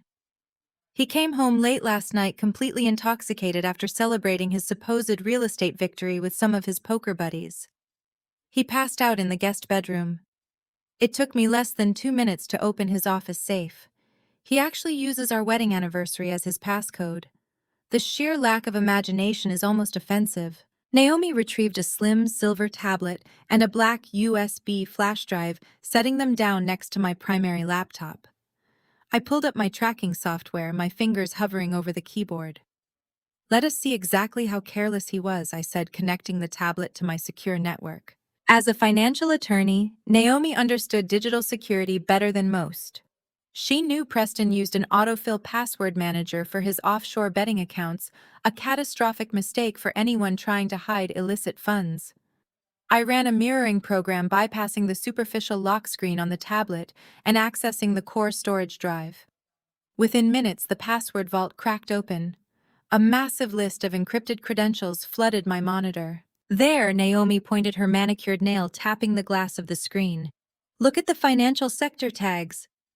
He labeled the Cayman Islands account under a generic consulting alias. I extracted the specific alphanumeric proxy tag and the corresponding decryption key. I transferred the data into my global tracking database, marrying the offshore routing number we found yesterday with the direct login credentials Naomi had just provided. I hit enter, executing the final sequence. The wall of Caribbean banking encryption shattered instantly. The screen refreshed, pulling up the live unrestricted dashboard of the offshore holding account. The account owner was clearly listed as Preston with his personal social security number and Los Angeles address registered in the hidden metadata. Below his name, the current balance glowed in bright green digits. $1,482,000. He had already blown $18,000 since yesterday, likely paying off the aggressive loan sharks Naomi had mentioned. "We have him," I stated, feeling a cold rush of absolute triumph. "The digital fingerprint is confirmed. We have successfully linked the stolen $1.5 million from Richard and Barbara directly to an offshore account solely controlled by Preston. The chain of evidence is completely unbroken." Naomi pulled a thick stack of legal parchment from her briefcase, her eyes flashing with predatory intensity. "Then we start building the federal indictment right now. You handle the forensic accounting trace, and I will draft the legal framework. We are going to hand the FBI a fully prosecuted case on a silver platter." For the next 6 hours, my hotel suite transformed into a relentless, high-powered war room. The synergy between a corporate auditor and a financial mergers attorney was devastating. We did not just compile documents, we constructed a masterpiece of criminal prosecution. I printed the initial wire transfer receipt, the Delaware Shell Company Incorporation forms for Apex Global Ventures, and the detailed digital map showing the money laundering layers through Panama and the cryptocurrency exchanges. I added the high-resolution screenshots of Preston holding the fake California grant deed in my kitchen alongside the property tax records proving I was the sole owner of Oceancrest Holdings, LLC. Naomi took my financial evidence and began writing the legal memorandums. Her legal phrasing was brutal and precise. She cited specific violations of the United States Code, officially detailing the elements of Title 18, Section 1343, for federal wire fraud. She cross-referenced the forged real estate documents, establishing clear intent to defraud vulnerable senior citizens across state lines. She added her own bank statements to the pile, proving the history of his gambling addiction and the sudden suspicious depletion of their joint marital assets. We worked with a synchronized mechanical efficiency. We did not stop to eat. We barely stopped to drink our coffee. Every piece of paper we generated was another year added to his eventual prison sentence. When we needed to verify the structural damage he was causing to my home, I simply pulled up the live security feed. We took additional screenshots of the demolished cedar wall, adding a civil liability section for malicious destruction of private property. By 3 in the afternoon, the mahogany table was covered in pristine, organized stacks of paper. We compiled everything into 3 identical heavy-duty black binders. The first binder was for the Federal Bureau of Investigation. The second binder was for Naomi's divorce proceedings. The third binder was my personal insurance policy. Naomi closed the final binder, smoothing her hand over the black leather cover. She looked across the table at me, her expression a mixture of profound exhaustion and absolute victory. "It is airtight, Gemma. Any federal prosecutor in the country would take this case in a heartbeat. It is an open and shut conviction. He will not even have the opportunity to negotiate a plea deal. The evidence is simply too overwhelming." I rested my hands on the stack of documents, feeling the physical weight of my brother's impending downfall. He thought he was the smartest person in the room. He thought he could manipulate our parents, steal their future, and bully me out of my own home without facing a single consequence. He never anticipated that the 2 women his family constantly disrespected would be the architects of his total destruction. "We have the weapon," I said, looking out at the vast expanse of the Pacific Ocean. "Now we just need the perfect stage to deploy it." Naomi checked her phone, a slow, dangerous smile spreading across her face. "Well, it looks like your parents are about to provide the perfect stage for us. They just sent out a mass group text to the entire extended family and all of their wealthy country club friends." She turned the phone screen toward me so I could read it myself. It was an extravagant digital invitation featuring a photo of my beach house. The bold text read, "Join us this Saturday for a spectacular housewarming party at our new $1 million Malibu estate." They were throwing a massive, highly public celebration inside a stolen house. It was the absolute pinnacle of their toxic arrogance, and it was exactly the opportunity we needed. We had the ironclad dossier. Now we had the audience. Naomi forwarded the digital invitation directly to my secure email, ensuring we had a high-resolution copy of their spectacular arrogance saved for the federal prosecutor. We spent the remainder of the afternoon synchronizing our timelines. She would return to her law firm to finalize the divorce filings, pretending everything was perfectly normal with her husband.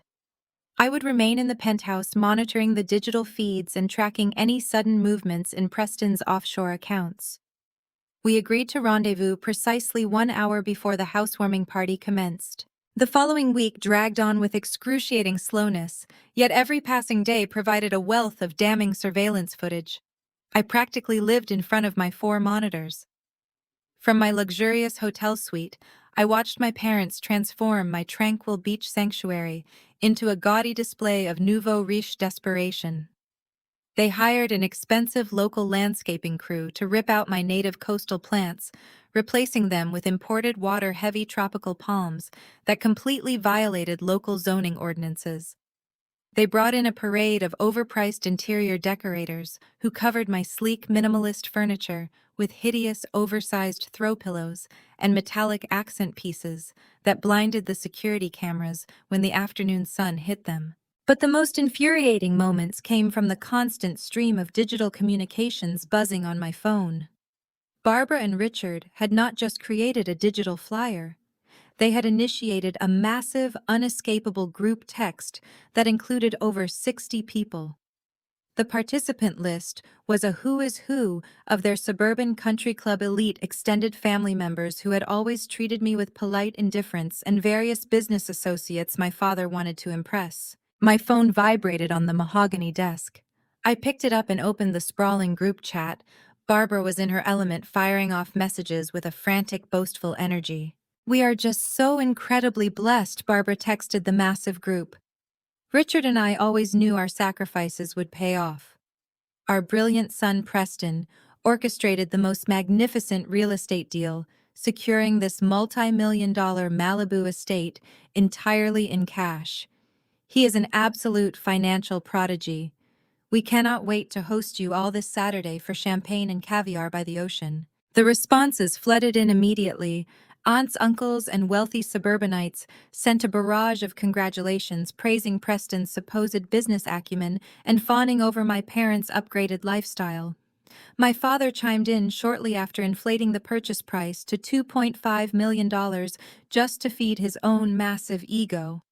Then came the message that solidified my absolute lack of mercy. Barbara sent a direct follow-up message to the entire group, explicitly tagging my phone number so the notification would flash aggressively on my screen. It is truly a shame Gemma cannot join us for the celebration. Barbara wrote, her passive-aggressive venom completely undisguised. She recently abandoned her career and is currently experiencing some housing insecurity. She had to vacate this very property because she simply could not afford the lifestyle. We are praying she finds a small, affordable apartment soon. But this Saturday is all about positive energy and celebrating Preston's massive success. I stared at the glowing screen. She had essentially announced to our entire extended family and social circle that I was a homeless, unemployed failure who had been rightfully evicted by my superior brother. She was using my supposed destitution as a dark, pathetic contrast to highlight Preston's glowing achievement. She wanted everyone to arrive at my stolen house, drink champagne on my patio, and pity the tragic spinster daughter who could not compete with the golden child. I did not reply. A seasoned auditor never alerts the target that an investigation is underway. I simply took a screenshot of the group text and dropped it into the evidence folder. It proved malicious intent and established a public timeline of their fraud. On Thursday afternoon, 2 days before the massive event, I watched the live security feed as a high-end catering company arrived at the beach house. 5 workers in crisp white uniforms began unloading crates of expensive crystal glassware, premium liquor, and massive floral arrangements. Preston strutted around the kitchen, barking orders at the catering manager while swigging from a bottle of imported beer. He was putting on a pathetic show of extreme wealth. My audio receivers picked up his conversation with a couple of his sycophantic friends who had dropped by early to admire the property. "Yeah, the market is tough right now for amateurs," Preston boasted loudly, leaning against the marble island he had tried to evict me from. "But when you have the right offshore connections and serious liquid capital, you can bypass the traditional banking bottlenecks." I basically handed my parents this estate. I am using the rest of the investment capital to launch my new tech incubator. The returns are going to be astronomical. His friends nodded enthusiastically, completely blinded by the ocean view and the free alcohol. Preston was literally confessing to money laundering and the unauthorized diversion of investment capital on camera while standing in a house he had zero legal right to occupy. The sheer density of his stupidity was almost breathtaking. My phone buzzed again. It was a secure message from Naomi. She had just finished a brutal day at her corporate firm and was checking in on our target. "He just charged another $12,000 to a joint credit card I purposely left unlocked," Naomi wrote. "He is funding the entire catering bill and the premium alcohol for the party using my credit line. He thinks I am too busy with the merger to review the daily statements. I am adding the fraudulent credit charges to the divorce settlement as we speak. How is the visual surveillance holding up?" I typed my response with a cold, predatory smile. "The surveillance is perfect," I replied. "They are spending money. They do not have to impress people who do not care inside a property they do not own. The catering setup is extensive. They are planning for a massive, highly public spectacle." "Good," Naomi responded immediately. "A public spectacle requires a public execution. I will see you on Saturday." I locked my phone and returned my gaze to the monitors. Barbara was now arguing with the head caterer about the placement of an ice sculpture, demanding it be centered perfectly in front of the shattered, exposed drywall of the load-bearing partition they had destroyed. She wanted the venue to look absolutely flawless for her country club friends. She had no idea that her pristine, glamorous housewarming party was about to become the most heavily attended federal crime scene in Malibu history. They wanted to humiliate me in front of 60 people. They wanted an audience to validate their toxic family hierarchy. I was going to give them exactly what they asked for. The stage was beautifully set, the actors were blindly rehearsing their lines, and the curtain was about to rise on their total, inescapable destruction. Friday night arrived with a thick coastal fog rolling over the Pacific, blanketing the shoreline in a heavy, ominous gray. Inside my penthouse suite, the atmosphere was crackling with electric anticipation. Naomi had just walked through my double doors, having left her corporate law firm under the guise of an emergency weekend work retreat. She dropped her sleek silver briefcase onto the mahogany dining table and immediately took her place beside me at the command center. We had exactly 14 hours before the housewarming party commenced. The digital surveillance feeds were running smoothly across the 4 monitors. Inside the beach house, the caterers had departed for the evening, leaving behind towering floral arrangements and stacked crates of premium champagne. Barbara and Richard had retired to the master bedroom early, claiming they needed their beauty rest for their grand society debut tomorrow. The main living areas were dark and silent. But screen 3, the camera angled over the expansive cedar patio, was active. Preston was pacing relentlessly back and forth across the deck. The glowing ember of an expensive cigar illuminated his face in the darkness. He held his smartphone pressed tightly against his ear, his free hand slicing through the foggy air with agitated, jerky movements. I reached out and maximized the patio feed, turning the audio receiver dial all the way up. The microphone I had concealed beneath the decking boards was highly sensitive.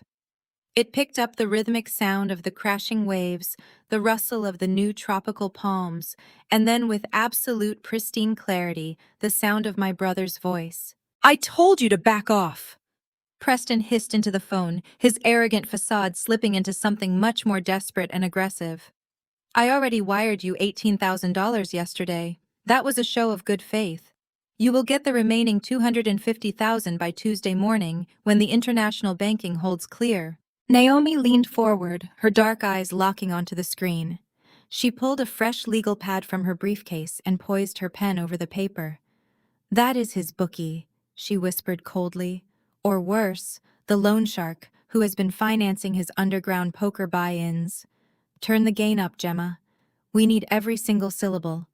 I adjusted the frequency equalizer, filtering out the background ocean noise until Preston's voice cut through the speakers like a knife. The voice on the other end of the line was muffled, but Preston's response provided all the context we could ever need. He let out a sharp, cruel laugh, taking a long drag from his cigar, before exhaling a cloud of smoke into the salty air. "Do you really think I am playing games?" Preston boasted, his massive ego overriding his survival instincts. "I am sitting on over $1 million in liquid cash." It was pathetically easy. My stupid boomer parents practically begged me to take it. They liquidated their entire suburban estate, drained their retirement portfolios, and wired $1.5 million straight into my Delaware holding account. They actually thought I brokered a private cash deal for this Malibu property. Naomi's pen flew across her legal pad, documenting the exact timestamps of the recording. "I printed a fake property deed off some cheap legal blog, slapped a gold sticker on it, and handed it to my father." Preston continued pacing toward the edge of the glass railing. "The old fool almost cried, thanking me. They are inside right now, sleeping in the master bedroom, completely oblivious. They think they own a luxury beach house. They have no idea the money is sitting safely in my Cayman Islands account." The person on the phone muttered something else. Preston scoffed, kicking a stray pebble off the deck. "No, the sister is not a problem," Preston sneered, and my own name suddenly became the topic of his confession.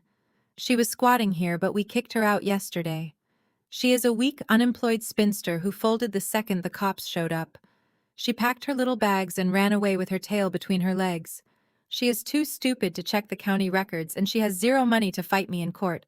I am completely untouchable." He paused, his voice dropping into a hardened, threatening tone. "So call off your guys. I am throwing a massive party tomorrow to keep my parents distracted and happy. On Monday, I transfer the remaining funds to a crypto wallet, and by Tuesday, your debt is paid in full. Do not call this number again." Preston ended the call, shoving the phone back into his pocket.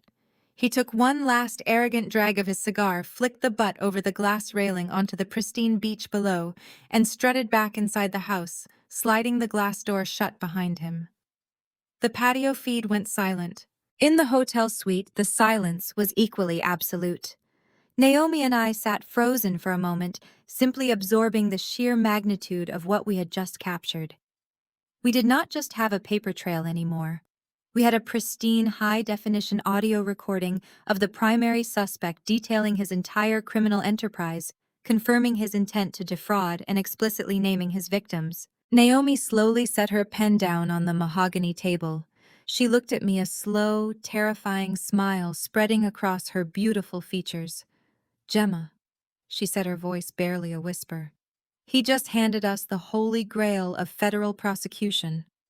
I hit the command key, extracting the audio file from the cloud server and locking it directly onto our two encrypted hard drives. I felt a surge of adrenaline so powerful it made my fingertips tingle. In a single 2-minute phone call, Preston had confessed to elder financial abuse, federal wire fraud, interstate money laundering, and the malicious forgery of legal real estate documents. He had proven beyond a shadow of a doubt that he acted with deliberate predatory intent against our parents. He had confirmed that the $1.5 million was stolen, acknowledging the Cayman Islands account and his plan to further obscure the funds through cryptocurrency. That recording is the difference between a civil lawsuit and a mandatory federal prison sentence, I stated, ejecting the flash drives and placing them carefully into the final binder. He thinks he is untouchable because he thinks he is the smartest person in the room. He has no idea he just gave a signed confession to a financial attorney and a corporate auditor. Naomi snapped her silver briefcase shut, locking the duplicate evidence files securely inside. "We have the financial trace. We have the fraudulent deed. We have the proof of property destruction. And now we have the audio confession. The dossier is flawless." I looked at the digital clock on my laptop screen. It was almost midnight. The housewarming party was scheduled to begin at exactly 1 o'clock tomorrow afternoon. My parents were asleep in my house, dreaming of their high society debut. Preston was asleep in my guest room, dreaming of his offshore wealth. "It is time to make the call," I said, reaching for my cell phone. Naomi nodded, her eyes flashing with anticipation.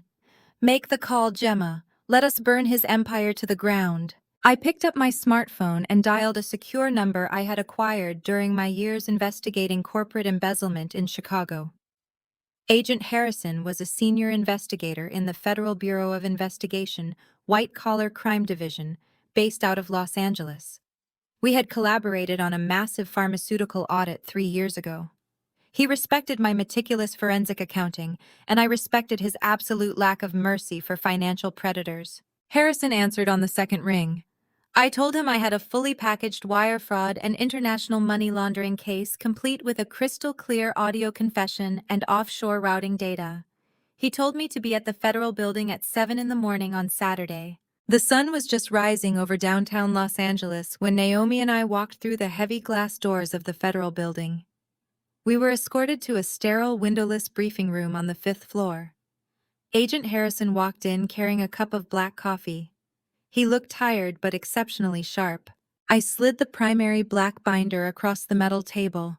Naomi placed a digital tablet next to it, preloaded with the audio file. We sat back and let Harrison do his job. He opened the binder. For 20 agonizing minutes, the only sound in the room was the turning of crisp paper and his occasional sharp intake of breath. He reviewed the fake California grant deed, the Delaware Shell Company Incorporation, and my intricate map of the cryptocurrency layering. Then Naomi tapped the screen of the tablet, playing Preston's arrogant patio confession. Harrison listened to my brother brag about duping our parents and washing the stolen cash. When the recording finally ended, Harrison slowly closed the binder. He looked at us with a mixture of professional awe and deadly serious intent. "You two basically did my entire department's job in 48 hours, Harrison said, pulling his cell phone from his jacket. "This is not just wire fraud. This is elder financial abuse, forgery, and international money laundering. I am waking up a federal magistrate judge right now." Naomi leaned forward, her charcoal suit perfectly crisp under the harsh fluorescent lights. "We need the arrest to happen today, Agent Harrison," she stated with absolute legal authority. "The target is hosting a massive gathering at 1 this afternoon at the Malibu property he fraudulently claimed to purchase. He intends to move the funds to an untraceable crypto wallet by Monday. If you raid the housewarming party today, you catch him entirely off guard, seize his electronic devices before he can wipe them, and legally secure the remaining stolen funds." Harrison did not need convincing. A highly public arrest with a maximum element of surprise was a tactical dream for federal agents. He left the room for an hour. When he returned, he held a stack of freshly printed documents. They were federal search and arrest warrants. A magistrate judge had reviewed our ironclad dossier and signed off on all of them immediately.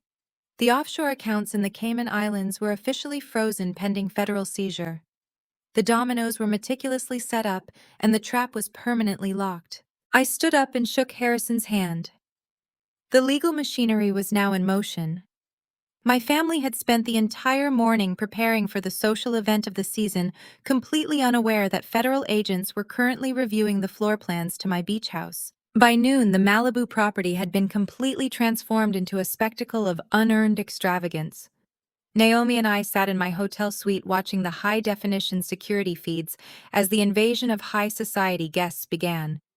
A fleet of luxury vehicles lined the private driveway, and a valet service my parents had inexplicably hired was frantically trying to manage the overflow of sports cars and luxury sedans. Inside my home, the scene was nauseating. The caterers had erected a massive cascading champagne fountain right in the center of the kitchen, strategically positioned to draw attention away from the exposed, jagged drywall where Preston had demolished my load-bearing wall. Over 50 guests milled about the open floor plan and spilled out onto the cedar patio. They were draped in designer resort wear, clinking crystal glasses, and marveling at the breathtaking ocean views. Barbara was in her absolute element. She floated through the crowd in a flowing white linen dress, holding a flute of expensive champagne, and graciously accepting compliments that she had absolutely no right to claim. The audio receivers picked up every word of her self-indulgent performance. "Oh, thank you so much," Barbara gushed to a group of wealthy country club acquaintances. "Richard and I just fell in love with the architecture. We simply had to have it. Of course, we never could have navigated the cash acquisition without our brilliant son. Preston has such an incredible mind for real estate investment." Richard was holding court near the wet bar, slapping the backs of his former business associates and laughing loudly.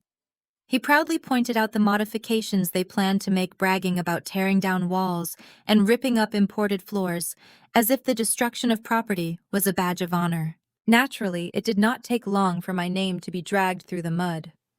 A curious aunt asked Barbara where I was noting my suspicious absence from such a major family milestone. I watched my mother wave her hand dismissively, her face twisting into a mask of theatrical pity. "Gemma is going through a very difficult, very messy transition right now." Barbara sighed loudly, ensuring everyone in her immediate circle could hear. She completely fell apart under the pressure of her corporate job and had to resign. She was actually renting a small room nearby, but she could not manage the expenses and had to vacate. We offered to let her stay in our guest house, but she was just too bitter and jealous of Preston's massive success to accept our charity. It is a tragedy, really, but some people simply cannot handle seeing their younger siblings thrive. The guests murmured in sympathetic agreement, praising Barbara for her saintly patience with such a difficult, ungrateful daughter. Preston strutted past the group, soaking up the admiring glances and playing the part of the humble self-made millionaire perfectly. He mingled with the crowd, clinking glasses and accepting praise for a financial victory that was entirely fabricated. Naomi closed her laptop and stood up, adjusting the lapels of her flawless charcoal suit. She looked at the monitors one last time, her expression completely devoid of mercy. They have had their fun. I grabbed my car keys and smoothed the fabric of my crimson silk dress. It was time to crash the party. The coastal drive took less than 10 minutes. I pulled my sleek sedan right up to the valet stand, completely bypassing the long line of waiting luxury vehicles. The young valet hesitated, glancing at his clipboard, but the absolute authority in my gaze made him take the keys without a single word of protest. Naomi stepped out of the passenger side, adjusting the lapels of her flawless charcoal suit. It was a perfect, lethal contrast to my flowing crimson silk dress. We did not speak. We just walked side by side up the cedar steps, our heels clicking in a sharp, synchronized rhythm against the wood. The massive glass double doors were propped wide open to let in the salty ocean breeze. A string quartet played a lively classical piece in the corner of the living room, masking the initial sound of our approach. We stepped over the threshold and into the breathtaking chaos of my stolen home. The sheer volume of people packed into the space was staggering. The air was thick with expensive perfume and the smell of catered seafood, yet the crowd parted instinctively as we moved forward. Pure unadulterated power has a specific gravity, and right now Naomi and I were pulling all the oxygen out of the room. We glided straight toward the center of the open floor plan. A wealthy socialite caught mid-sentence dropped her jaw as she stared at us. A few heads turned, then a dozen more. The confused murmurs began to ripple outward like a physical wave spreading from the kitchen to the outdoor patio. The lead violinist of the quartet noticed the sudden uncomfortable shift in the room's energy and faltered. The music sputtered and died completely, leaving only the sound of crashing waves outside and the nervous clinking of crystal glasses. Barbara was standing near the jagged remains of the destroyed lode, bearing wall holding court, with a group of country club wives. When the music stopped, she turned her head in visible annoyance. Her eyes landed on me. The color instantly drained from her face, leaving her chalky and pale before a violent, furious shade of red rushed up her neck. She dropped her elegant host facade entirely. "What are you doing here?" Barbara shrieked, her high-pitched voice echoing terribly through the silent, vaulted ceiling. "How did you even get past the gate?" The crowd parted further, revealing Preston. He was standing near the edge of the patio, a cigar dangling limply from his fingers. He looked completely paralyzed, his eyes darting between me and the very wife he thought was safely sitting in a corporate boardroom. "Preston," Barbara commanded, pointing a shaking manicured finger at us. "Throw them out! Throw them out right now! She is trespassing. Both of them are trespassing. Get them out of my house." I did not flinch. I did not raise my voice. I simply walked past my seething mother and approached the towering, ridiculous champagne fountain the caterers had set up in the center of my kitchen island. Naomi stood firmly at my back like a heavily armed guard. I picked up a pristine crystal flute, held it under the cascading stream of expensive alcohol, and let it fill to the brim. I brought the glass to my lips, took a slow, deliberate sip, and smiled. I looked directly at Preston, who was now sweating profusely under his designer suit. "I am not trespassing," I said calmly, my voice carrying clearly across the dead silent room. "I am just enjoying the catering at my own house." A collective gasp rippled through the sea of designer resort wear. The utter audacity of my statement hung in the heavy perfumed air. 50 high society guests who had just spent the last 2 hours drinking my expensive champagne and listening to my parents brag were now staring at me in absolute breathless shock. The string quartet remained frozen in the corner, their bows hovering inches above their instruments. "Have you completely lost your mind?" Barbara screeched, her voice cracking under the strain of her sudden fury. She took a step toward me, her manicured hands curled into tight fists. "You delusional, jealous girl. Richard, call the police right now. Have her arrested for breaking and entering." Richard reached into his pocket for his phone, his face twisted in an ugly scowl. But before his fingers could even grasp the device, Naomi stepped forward. She moved with the predatory grace of a senior litigator entering a hostile courtroom. She reached into her sleek silver briefcase and withdrew a thick, heavy manila envelope. She handed it directly to me without breaking eye contact with my father. I set my crystal champagne flute down on the marble island. The crisp clink of the glass against the stone was the only sound in the dead silent room. I opened the envelope and pulled out a stack of heavy watermarked parchment paper. The official gold seal of the state of California gleamed under the recessed kitchen lighting. I did not just hand the papers to my parents. I lifted my arm and dropped the heavy certified documents directly onto the center of the kitchen island, with a resounding authoritative smack. "These are the certified articles of incorporation and the operating agreement for Ocean Crest Holdings, LLC," I announced, my voice projecting clearly and effortlessly across the open floor plan. I made sure every single guest on the patio could hear every word. "This is the corporate entity that holds the exclusive legal title to this estate. If anyone in this room cares to examine the second page, you will see my name listed as the sole managing member and the 100% equity owner. There are no other partners. There are no hidden investors. I purchased this property entirely with my own corporate severance package. I am the sole owner." The silence that followed was deafening. The wealthy country club wives who had just been praising Barbara for her brilliant parenting began exchanging horrified, wide-eyed glances. The socialites instinctively took a collective step backward, physically and socially distancing themselves from my mother. The whispers began immediately, a low buzzing hum of scandalized realization sweeping through the crowd. Preston looked like he was going to vomit. Sweat beaded on his forehead, ruining his perfectly styled hair. He frantically grabbed his leather portfolio from the nearby counter, his hands shaking so violently he could barely unzip it. "She is lying!" Preston shouted, his voice pitching into a desperate, frantic register. "It is a trick. She printed those out to confuse you. I have the real deed right here. I brokered the deal myself." He yanked his fake California grant deed out of the portfolio and held it up like a shield.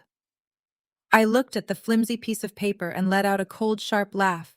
"Go ahead, Preston," I challenged, taking a step toward him. "Show your parents' country club friends the document you printed off a random legal blog.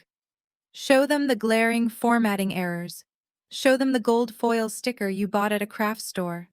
Tell them about the signature of David Thorne, the fictional executive you entirely invented because you did not realize I was the actual owner of the holding company." Richard stared at the deed in his son's shaking hands, his complexion turning a sickly ashen gray. "Preston, what is she talking about?" Richard demanded, his voice dropping to a panicked whisper. "Tell them she is crazy. We wired the money to the escrow account. We have the receipt." Naomi decided it was time to introduce herself properly to the audience. She stepped up beside me, radiating absolute legal authority. "For those of you who do not know me, I am Naomi, a senior financial attorney at one of the top corporate law firms in Los Angeles. I am also, regrettably, Preston's wife." The crowd murmured in shock again. Preston looked at Naomi with wide, terrified eyes, finally realizing that she was not at a weekend work retreat. She was the architect of his demise. As an officer of the court and an expert in corporate mergers, I can assure everyone in this room that the document my husband is holding is a laughable, pathetic forgery, Naomi stated, her voice slicing through the room like a scalpel. "Preston is not a real estate prodigy. He is a desperate, chronically unemployed gambling addict." Barbara let out a strangled, breathless sound. She grabbed Richard's arm, her perfectly manicured nails digging into his expensive suit jacket. "This is a setup," Barbara stammered, looking wildly around the room at her judging guests. "They are trying to ruin us. We paid $1.5 million. "You did not pay for a house, Mom," I said, delivering the crushing, inescapable truth. "You wired your entire life savings into a Delaware shell company that Preston set up 3 weeks ago. There was no escrow account. From Delaware, your brilliant son washed your money through an Eastern European cryptocurrency exchange and dumped it directly into an anonymous offshore account in the Cayman Islands." The whispers among the guests erupted into a loud, chaotic hum of utter disbelief. The wealthy elite of my parents' social circle were now openly staring at Barbara and Richard with profound disgust and pity. They realized they were standing inside a stolen house, drinking champagne paid for by stolen funds, attending a housewarming party hosted by victims of a massive familial fraud. "Where is our money, Preston?" Richard roared, suddenly lunging toward his son. The polished, wealthy patriarch facade completely evaporated, replaced by the primal panic of a man who realized he was entirely destitute. "Tell me where the money is right now." Preston backed away, bumping hard into the caterer's table. A tray of delicate hors d'oeuvres crashed to the floor, shattering perfectly in the tense atmosphere. "The money is fine," Preston stammered, his eyes darting frantically toward the glass doors, as if calculating an escape route. "It is just an investment. I was going to pay you back with the returns." "He lost it," Naomi interjected coldly. "He owed hundreds of thousands of dollars to underground betting syndicates. He used your retirement funds to pay off aggressive loan sharks and save his own kneecaps. He stole your money because he had already drained my personal bank accounts, and he knew I was preparing to serve him with divorce papers." Barbara let out a piercing, agonizing scream. Her legs gave out from under her, and she collapsed onto the floor of my kitchen, weeping hysterically into her hands. The fabulous, arrogant woman who had threatened to throw me out on the street 24 hours ago was now a crumpled, homeless mess, crying on my imported hardwood floors. The guests began grabbing their designer purses and making a rapid, highly uncomfortable mass exodus toward the front door. Nobody wanted to be associated with this level of catastrophic social and financial ruin. The grand housewarming party was disintegrating in real time, transforming into a humiliating, highly public spectacle of total devastation. I stood perfectly still watching my parents' world burn to the ground.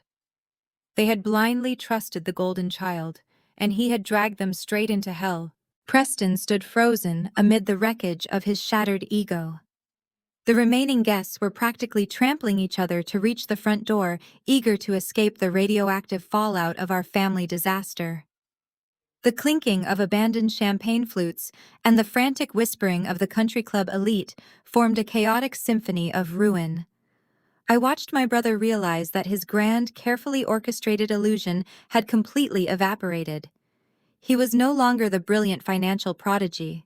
He was a cornered animal, exposed and utterly defenseless. His eyes darted wildly around the kitchen, landing on the certified corporate documents resting on the marble island. Then his gaze snapped to me. The sheer panic in his expression rapidly morphed into something much more dangerous. It was raw, unadulterated primal rage. He had spent his entire life being coddled, protected, and elevated above me. The realization that I was the architect of his absolute destruction finally broke whatever fragile restraint he had left. "You ruined everything," Preston snarled, his voice guttural and dripping with venom. "You set me up. You planned this just to humiliate me because you have always been a jealous, bitter failure." He lunged forward, his hands curled into tight, violent fists, aiming directly for me. I did not flinch. I did not step back. I had anticipated a physical outburst from a man who had just lost $1 million and his freedom in the span of 5 minutes. Naomi immediately shifted her stance, preparing to intercept him, but neither of us needed to raise a hand. Before Preston could clear the space between the kitchen island and my position, a deafening screech of heavy tires tore through the coastal air. The sound of multiple high-powered engines roaring down the private access road violently interrupted his attack. Through the expansive open-glass doors of the living room, I watched 3 massive, heavily armored black SUVs skid to a halt on the crushed stone driveway, completely blocking the exit of the fleeing catering vans and luxury sedans. The heavy doors of the SUVs swung open with aggressive, synchronized precision. Over a dozen men and women wearing tactical gear and dark windbreakers emblazoned with bold yellow FBI lettering swarmed out of the vehicles. They moved with absolute terrifying efficiency, fanning out across the manicured lawn and surging up the cedar steps. "Federal agents. Nobody move." A booming, authoritative voice commanded, echoing through the vaulted ceilings of my architectural estate. "Keep your hands visible and step away from the exits." The remaining high society guests shrieked in genuine terror. Wealthy socialites dropped their designer purses and pressed themselves against the far walls, completely horrified by the sudden aggressive intrusion of federal law enforcement into their exclusive afternoon gathering. Barbara, still weeping on the hardwood floor, let out a piercing scream of pure panic, burying her face in her hands. Richard stood paralyzed near the wet bar, his face completely drained of blood, looking like a man who had just witnessed a ghost. Agent Harrison strode confidently through the front door, his badge prominently displayed on his belt. His sharp, calculating eyes immediately scanned the chaotic scene, locking onto me for a fraction of a second to confirm the situation was under control before pivoting his lethal focus entirely onto my brother. "Preston Henderson," Agent Harrison announced, his voice slicing through the terrified whimpers of the crowd. "You are under arrest for federal wire fraud, interstate money laundering, and the forgery of legal real estate documents." Preston's bravado vanished instantly. The arrogant, wealthy investor persona melted away, leaving behind a terrified, desperate criminal. He looked at the armed federal agents surrounding him, then looked at the open patio doors leading out to the beach staircase. In a final, spectacularly foolish display of panic, Preston turned and bolted toward the ocean view deck. He did not even make it 3 steps. 2 federal agents intercepted his clumsy escape attempt with ruthless, practiced speed, One agent grabbed Preston by the shoulder of his expensive designer suit, twisting him around, while the second agent kicked the back of his knees, sending him crashing hard onto the polished cedar decking. The sickening thud of his body hitting the wood reverberated across the patio. It was a poetic, perfectly satisfying location for his takedown, right next to the jagged, exposed drywall of the load-bearing wall he had maliciously destroyed yesterday. "Get off me!" Preston wailed, struggling pathetically against the weight of the federal agents pinning him to the ground. "I did not do anything. My parents gave me that money.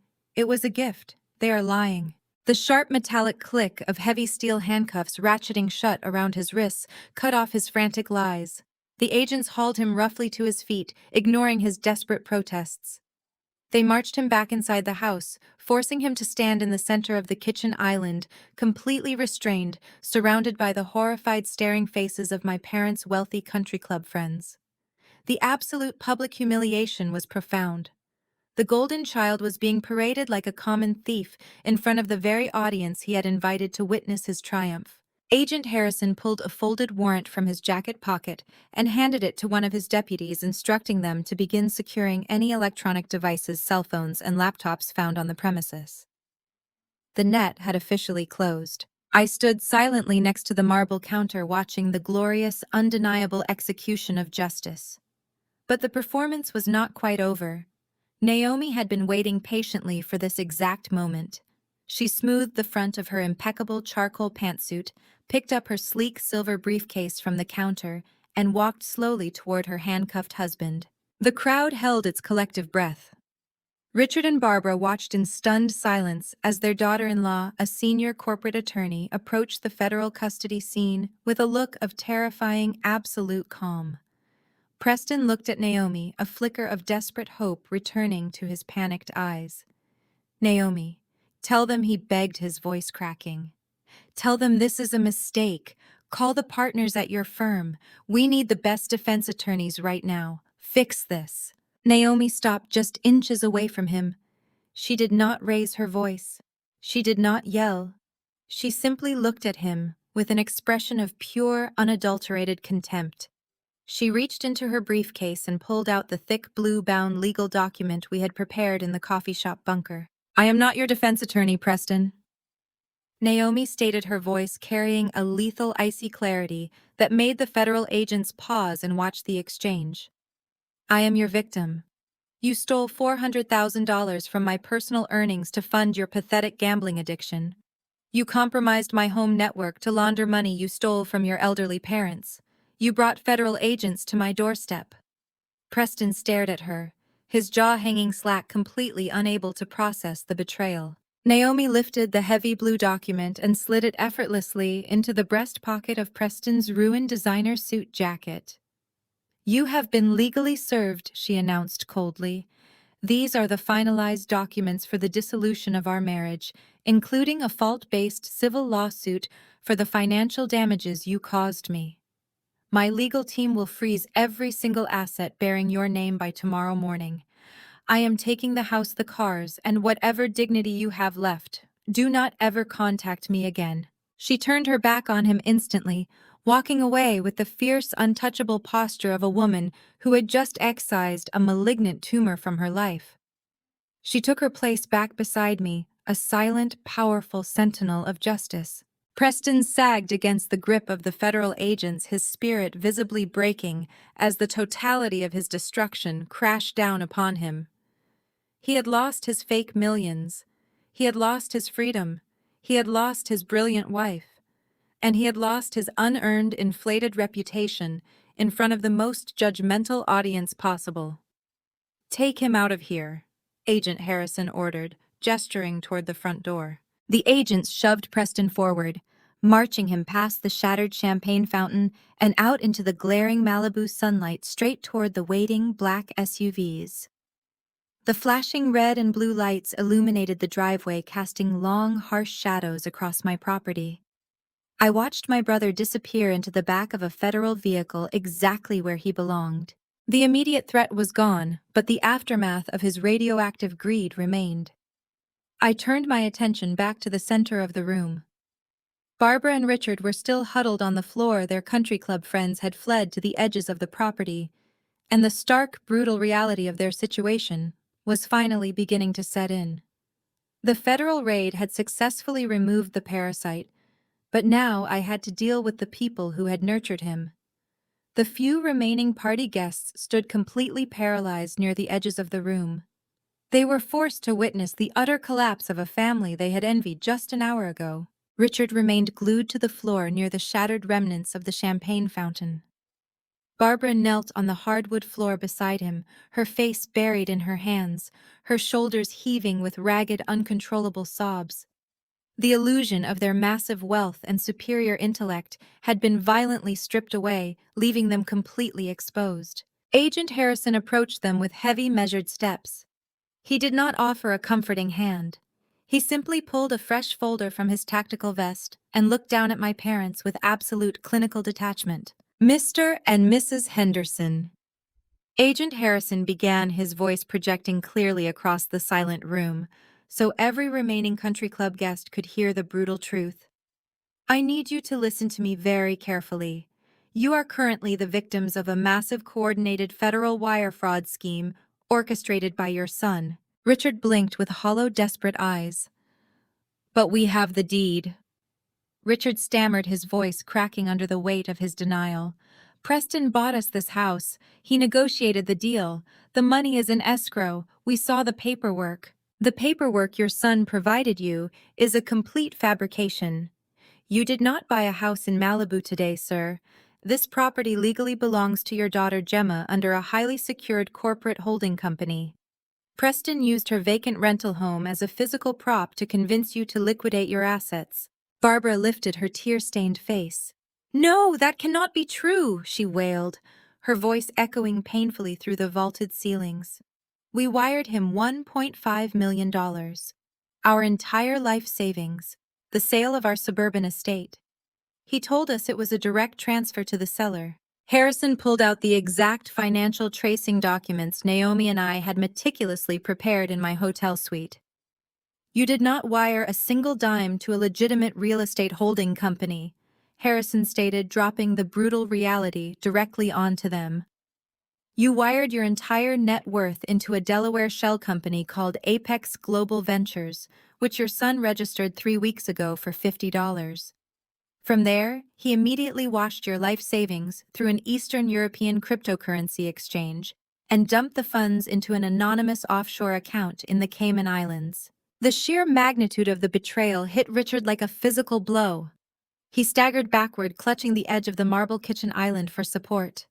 He gasped for air, his chest heaving as the crushing reality began to set in. "The Cayman Islands," Richard repeated, his voice barely a whisper. "Our money is in the Cayman Islands. But you can get it back, right? You are the FBI. You can freeze the account and reverse the transfer." Naomi stepped forward, her charcoal suit immaculate, her expression completely devoid of pity. "The federal government has already frozen the offshore account," Richard Naomi explained, delivering the financial death blow. "But the account is not full. Your son is a chronic, desperate gambling addict. He owed hundreds of thousands of dollars to violent underground betting syndicates. The second your money hit that offshore account, he started aggressively paying off his massive debts to save his own life. The money is gone." Barbara let out a piercing, agonizing scream that chilled my blood. She grabbed fistfuls of her own hair, rocking back and forth on the floor in pure, unadulterated anguish. "Our house," Barbara sobbed hysterically. "We sold our beautiful home. We sold everything we worked 40 years for. We gave it all to him. We have nothing left. We are homeless." The wealthy socialites who had stayed behind whispered amongst themselves, their eyes wide with profound horror. They were watching a prominent, arrogant couple realize they had willfully handed their entire future to a criminal and were now entirely destitute. "You gave him everything because you thought he was better than me," I said quietly, stepping into their line of sight. My voice was calm, but the words carried the weight of 34 years of emotional neglect. "You liquidated your entire existence because you blindly trusted a man who has never held a job simply because he was your golden child. You let him convince you that I was a failure, and you were so eager to believe it that you walked straight into his trap." Richard looked at me. his eyes filled with a desperate, pathetic pleading I had never seen before. "Gemma, please," he begged, tears finally spilling over his wrinkled cheeks. "You have to help us. We have nowhere to go. We have no money. You own this house. You have to let us stay here. We are your parents." Agent Harrison cleared his throat, interrupting my father's pathetic plea. "Actually, sir, that brings us to the final matter of business. You and your wife are currently trespassing on private property. The owner of this estate has not authorized your presence, and you have caused significant malicious structural damage to the premises by removing a load-bearing wall without a permit." Harrison pointed toward the jagged, gaping hole in the drywall that Preston and Richard had enthusiastically smashed with sledgehammers just a few days ago. "You are facing severe civil liability for the destruction of this property," Harrison continued relentlessly. "And because you have no legal right to occupy this residence, I am officially instructing you to vacate the premises immediately. If you refuse to leave, my deputies will place you under arrest for criminal trespassing." The absolute crushing totality of their ruin settled over the room. Barbara and Richard had not just lost their money. They had lost their home, their social standing, their golden child, and any remaining shred of their dignity. They were standing in the wreckage of a life they had destroyed with their own toxic favoritism. They had bet their entire existence on Preston, and the house had finally won. I stood perfectly still, watching my parents process the horrifying fact that they were completely at my mercy. I had the power to save them. I had the financial means to shelter them. But after a lifetime of being treated like a disposable asset, I had absolutely no intention of offering them a lifeline. They had made their choices, and now they were going to have to live with the absolute devastating consequences. Barbara dragged herself forward across the polished oak floor, closing the short distance between us. Her expensive white linen dress was now wrinkled and stained with spilled champagne. She reached out with trembling, manicured hands and desperately grabbed the fabric of my crimson silk dress. She was physically on her knees, looking up at me with a face entirely destroyed by panic and smeared mascara. "Gemma, please," Barbara wailed, her voice cracking into a pathetic, high-pitched sob. "You are my daughter, my sweet, beautiful girl. You cannot let them throw us out into the street. We have absolutely nothing left. Your brother took everything. We have no money, no retirement, no home. You have to let us stay here. We are family. Blood is thicker than water." I looked down at the woman who had spent 34 years treating me like an emotional punching bag. I calmly reached down, grasped her wrists, and physically removed her hands from my dress. I took a deliberate step back, severing the physical connection. "Blood is what you share with Preston," I replied, my voice echoing like ice through the silent, cavernous room. "And look exactly where your precious bloodline got you. You enabled a monster, and he rewarded you by completely ruining your life." Richard, the man who had constantly belittled my career and mocked my independence, suddenly fell to his knees right beside his wife. The proud, arrogant patriarch was entirely shattered. He clasped his hands together in a gesture of pure, unadulterated begging. "Gemma, I am begging you," Richard pleaded, his voice thick with tears. "We were wrong. We were so incredibly wrong about everything. Just let us stay in the guest house. We will not bother you. We will stay out of your way. You have so much room here. We just need a roof over our heads until we can figure something out. Please, Gemma, have some mercy." I stared at my father, feeling absolutely zero pity. "Mercy?" I asked, tilting my head slightly. "That is a fascinating word for you to use. Where was your mercy yesterday morning when you stood in my kitchen and called the police to violently evict me? Where was your mercy when you told me I was a bitter, failed spinster who deserved to be thrown out in her pajamas? Where was your mercy when you watched Preston threaten me, knowing full well you were enabling my eviction from the very home I worked 80-hour weeks to afford?" They had no answer. They simply kneeled on my floor, sobbing and trembling under the crushing weight of their own monumental hypocrisy. "You did not care if I was homeless?" I continued, my voice carrying the lethal precision of an auditor delivering a final damning report. "You were perfectly happy to toss me out into the street to secure your own luxury. You bragged to your friends about stripping away my stability. You tore down my walls with a sledgehammer and mocked my life choices. You chose your side. I leaned down slightly, bringing my face level with my weeping mother. I locked eyes with her, ensuring she felt the absolute inescapable finality of my decision. When you called me on the phone to brag about taking my home, you made your position incredibly clear, I said softly, enunciating every single syllable. You told me you were taking the master bedroom. You told me to pack my bags. And you told me if you do not like it, you can find somewhere else. Barbara gasped, burying her face in her hands as her own venomous words were weaponized directly against her. Well, Mom, I whispered coldly, I highly suggest you go find somewhere else. I stood back up and turned my attention to Agent Harrison. I am officially requesting that these trespassers be removed from my property, I stated clearly. Harrison offered a sharp professional nod. He signaled to the two local Malibu sheriff deputies who had arrived alongside the federal raid team. The deputies stepped forward, their hands resting firmly on their utility belts. All right, folks, it is time to go, the older deputy commanded, grabbing Richard by the arm and hauling the broken man to his feet. You heard the property owner. You have zero legal right to be here. Move toward the door. The younger deputy pulled Barbara up from the floor. She shrieked and flailed, dragging her feet across the hardwood as she was physically escorted toward the exit. She looked wildly toward her wealthy country club friends, desperate for someone, anyone to intervene. But her high society peers simply turned their backs, refusing to make eye contact, utterly disgusted by the entire pathetic spectacle. Nobody wanted to be associated with financial ruin. Richard and Barbara were marched out of my living room, past the shattered, leaking champagne fountain, and out the heavy mahogany front doors. I stood shoulder to shoulder with Naomi, watching as my parents were paraded down the front steps in complete and total disgrace. They had arrived at this house feeling like royalty, and they were leaving it as penniless trespassers.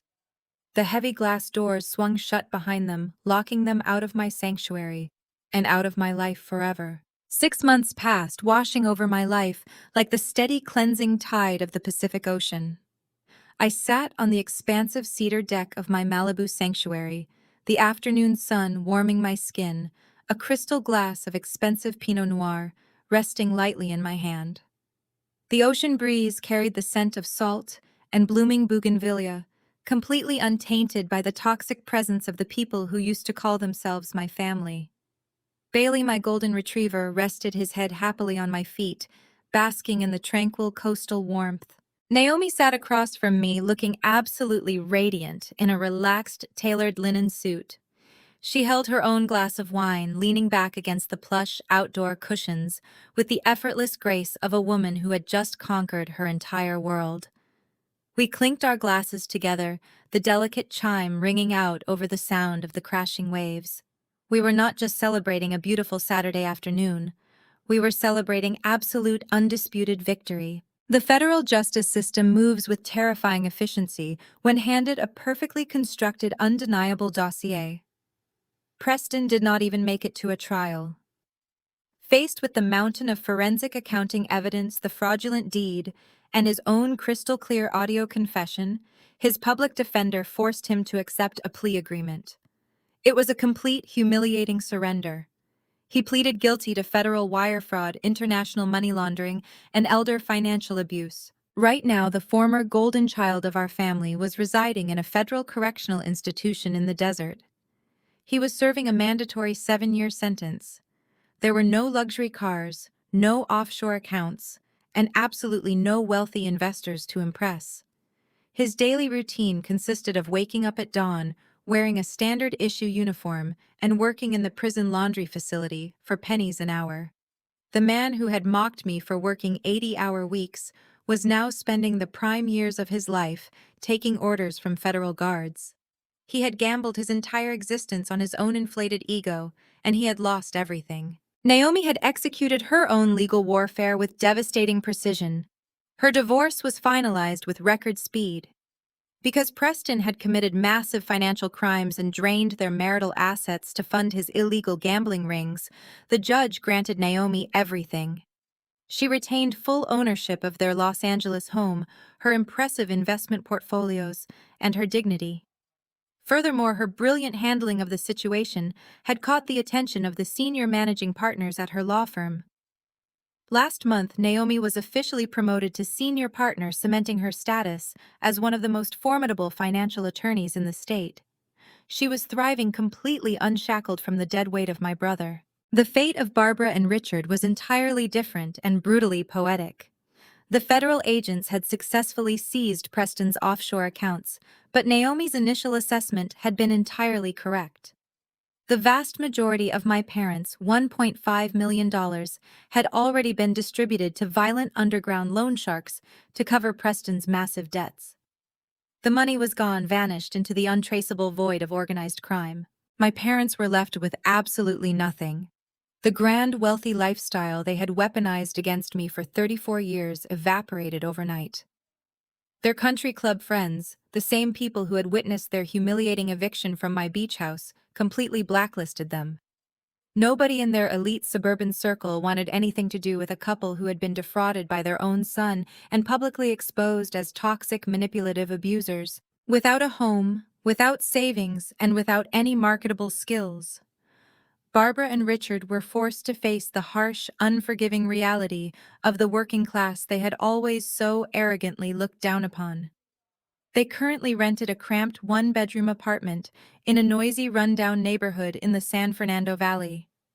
It was a bleak, depressing complex overlooking a busy freeway intersection, a stark contrast to the sprawling suburban estates they were accustomed to. To pay their rent and cover their basic living expenses, my parents had to swallow their massive pride and enter the retail workforce. At 60 years old, Richard was currently working as a greeter at a massive discount warehouse store. He spent 8 hours a day standing on concrete floors, checking receipts and handing out shopping carts to the very people he used to mock. Barbara had found employment as a cashier at a mid-tier department store. The woman who used to boast about her designer wardrobes now wore a polyester uniform and a plastic name tag, spending her days folding clothes and dealing with demanding customers. They were living paycheck to paycheck, exhausted, isolated, and entirely consumed by the consequences of their own toxic favoritism. I had not spoken a single word to either of them since the day the police escorted them off my property. They had attempted to reach out a few times, sending pathetic, desperate letters begging for financial assistance or a second chance. I returned every single letter unopened, marked "Return to Sender." I had finally learned the most vital lesson of my life. My peace was infinitely more valuable than their comfort. Inside my home, the physical scars of their invasion had been completely erased. I hired a team of licensed, highly skilled contractors to repair the massive hole Preston and Richard had smashed into my house. Instead of rebuilding the solid cedar wall, I had them install a stunning floor-to-ceiling structural glass partition reinforced with architectural steel. It opened up the space beautifully, safely, and legally, allowing the ocean light to flood into the formal dining room. It was a daily physical reminder that I could take the damage they inflicted on me and transform it into something stronger and more beautiful. I had not returned to the grueling corporate grind in Chicago. Instead, I launched my own boutique auditing consultancy right here from my beach house. I took on only the clients I wanted, worked the hours I chose, and built my wealth on my own terms.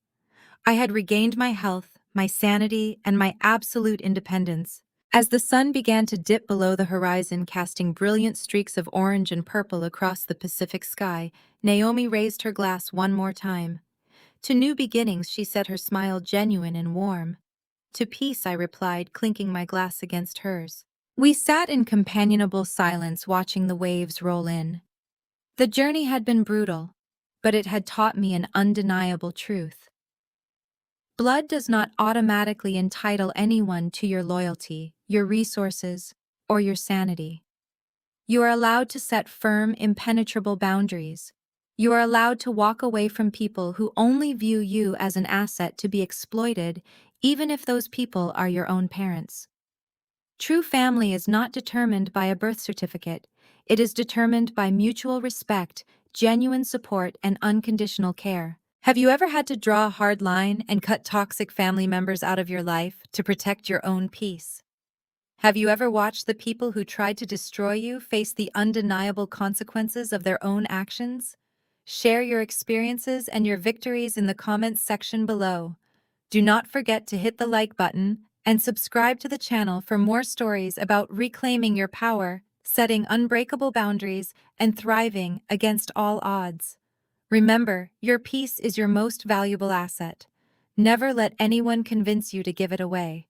The story of Gemma's ultimate triumph over her family's breathtaking betrayal serves as a powerful testament to the necessity of self-preservation and boundary setting.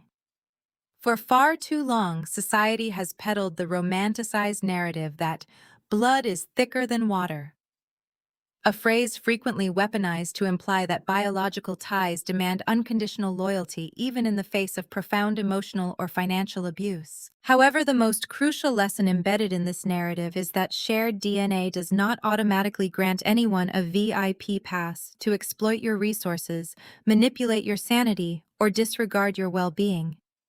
Gemma spent her entire life being treated as an expendable asset, an emotional and financial safety net, while her brother was continually placed on a pedestal. When her parents willingly sacrificed her security for the illusion of their golden child's success, they demonstrated that their love was deeply transactional. The true turning point of the story wasn't simply Gemma and Naomi uncovering the offshore wire fraud.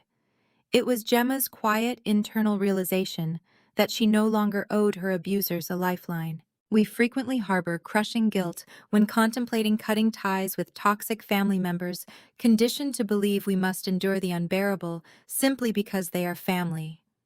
Yet true healing requires radical self-respect. It demands the courage to meticulously build a life on your own terms, and the unyielding fortitude to lock the door against those who only seek to tear your foundation down. Gemma's ultimate victory wasn't just putting her brother behind federal bars or physically reclaiming her Malibu home. It was the profound, quiet peace she found at the end, completely free from the obligation to save people who never truly valued her. Healing truly begins the moment you accept that your peace is non-negotiable. Take a moment today to evaluate the relationships draining your energy and dare to set the firm boundaries you need to finally prioritize your own well-being.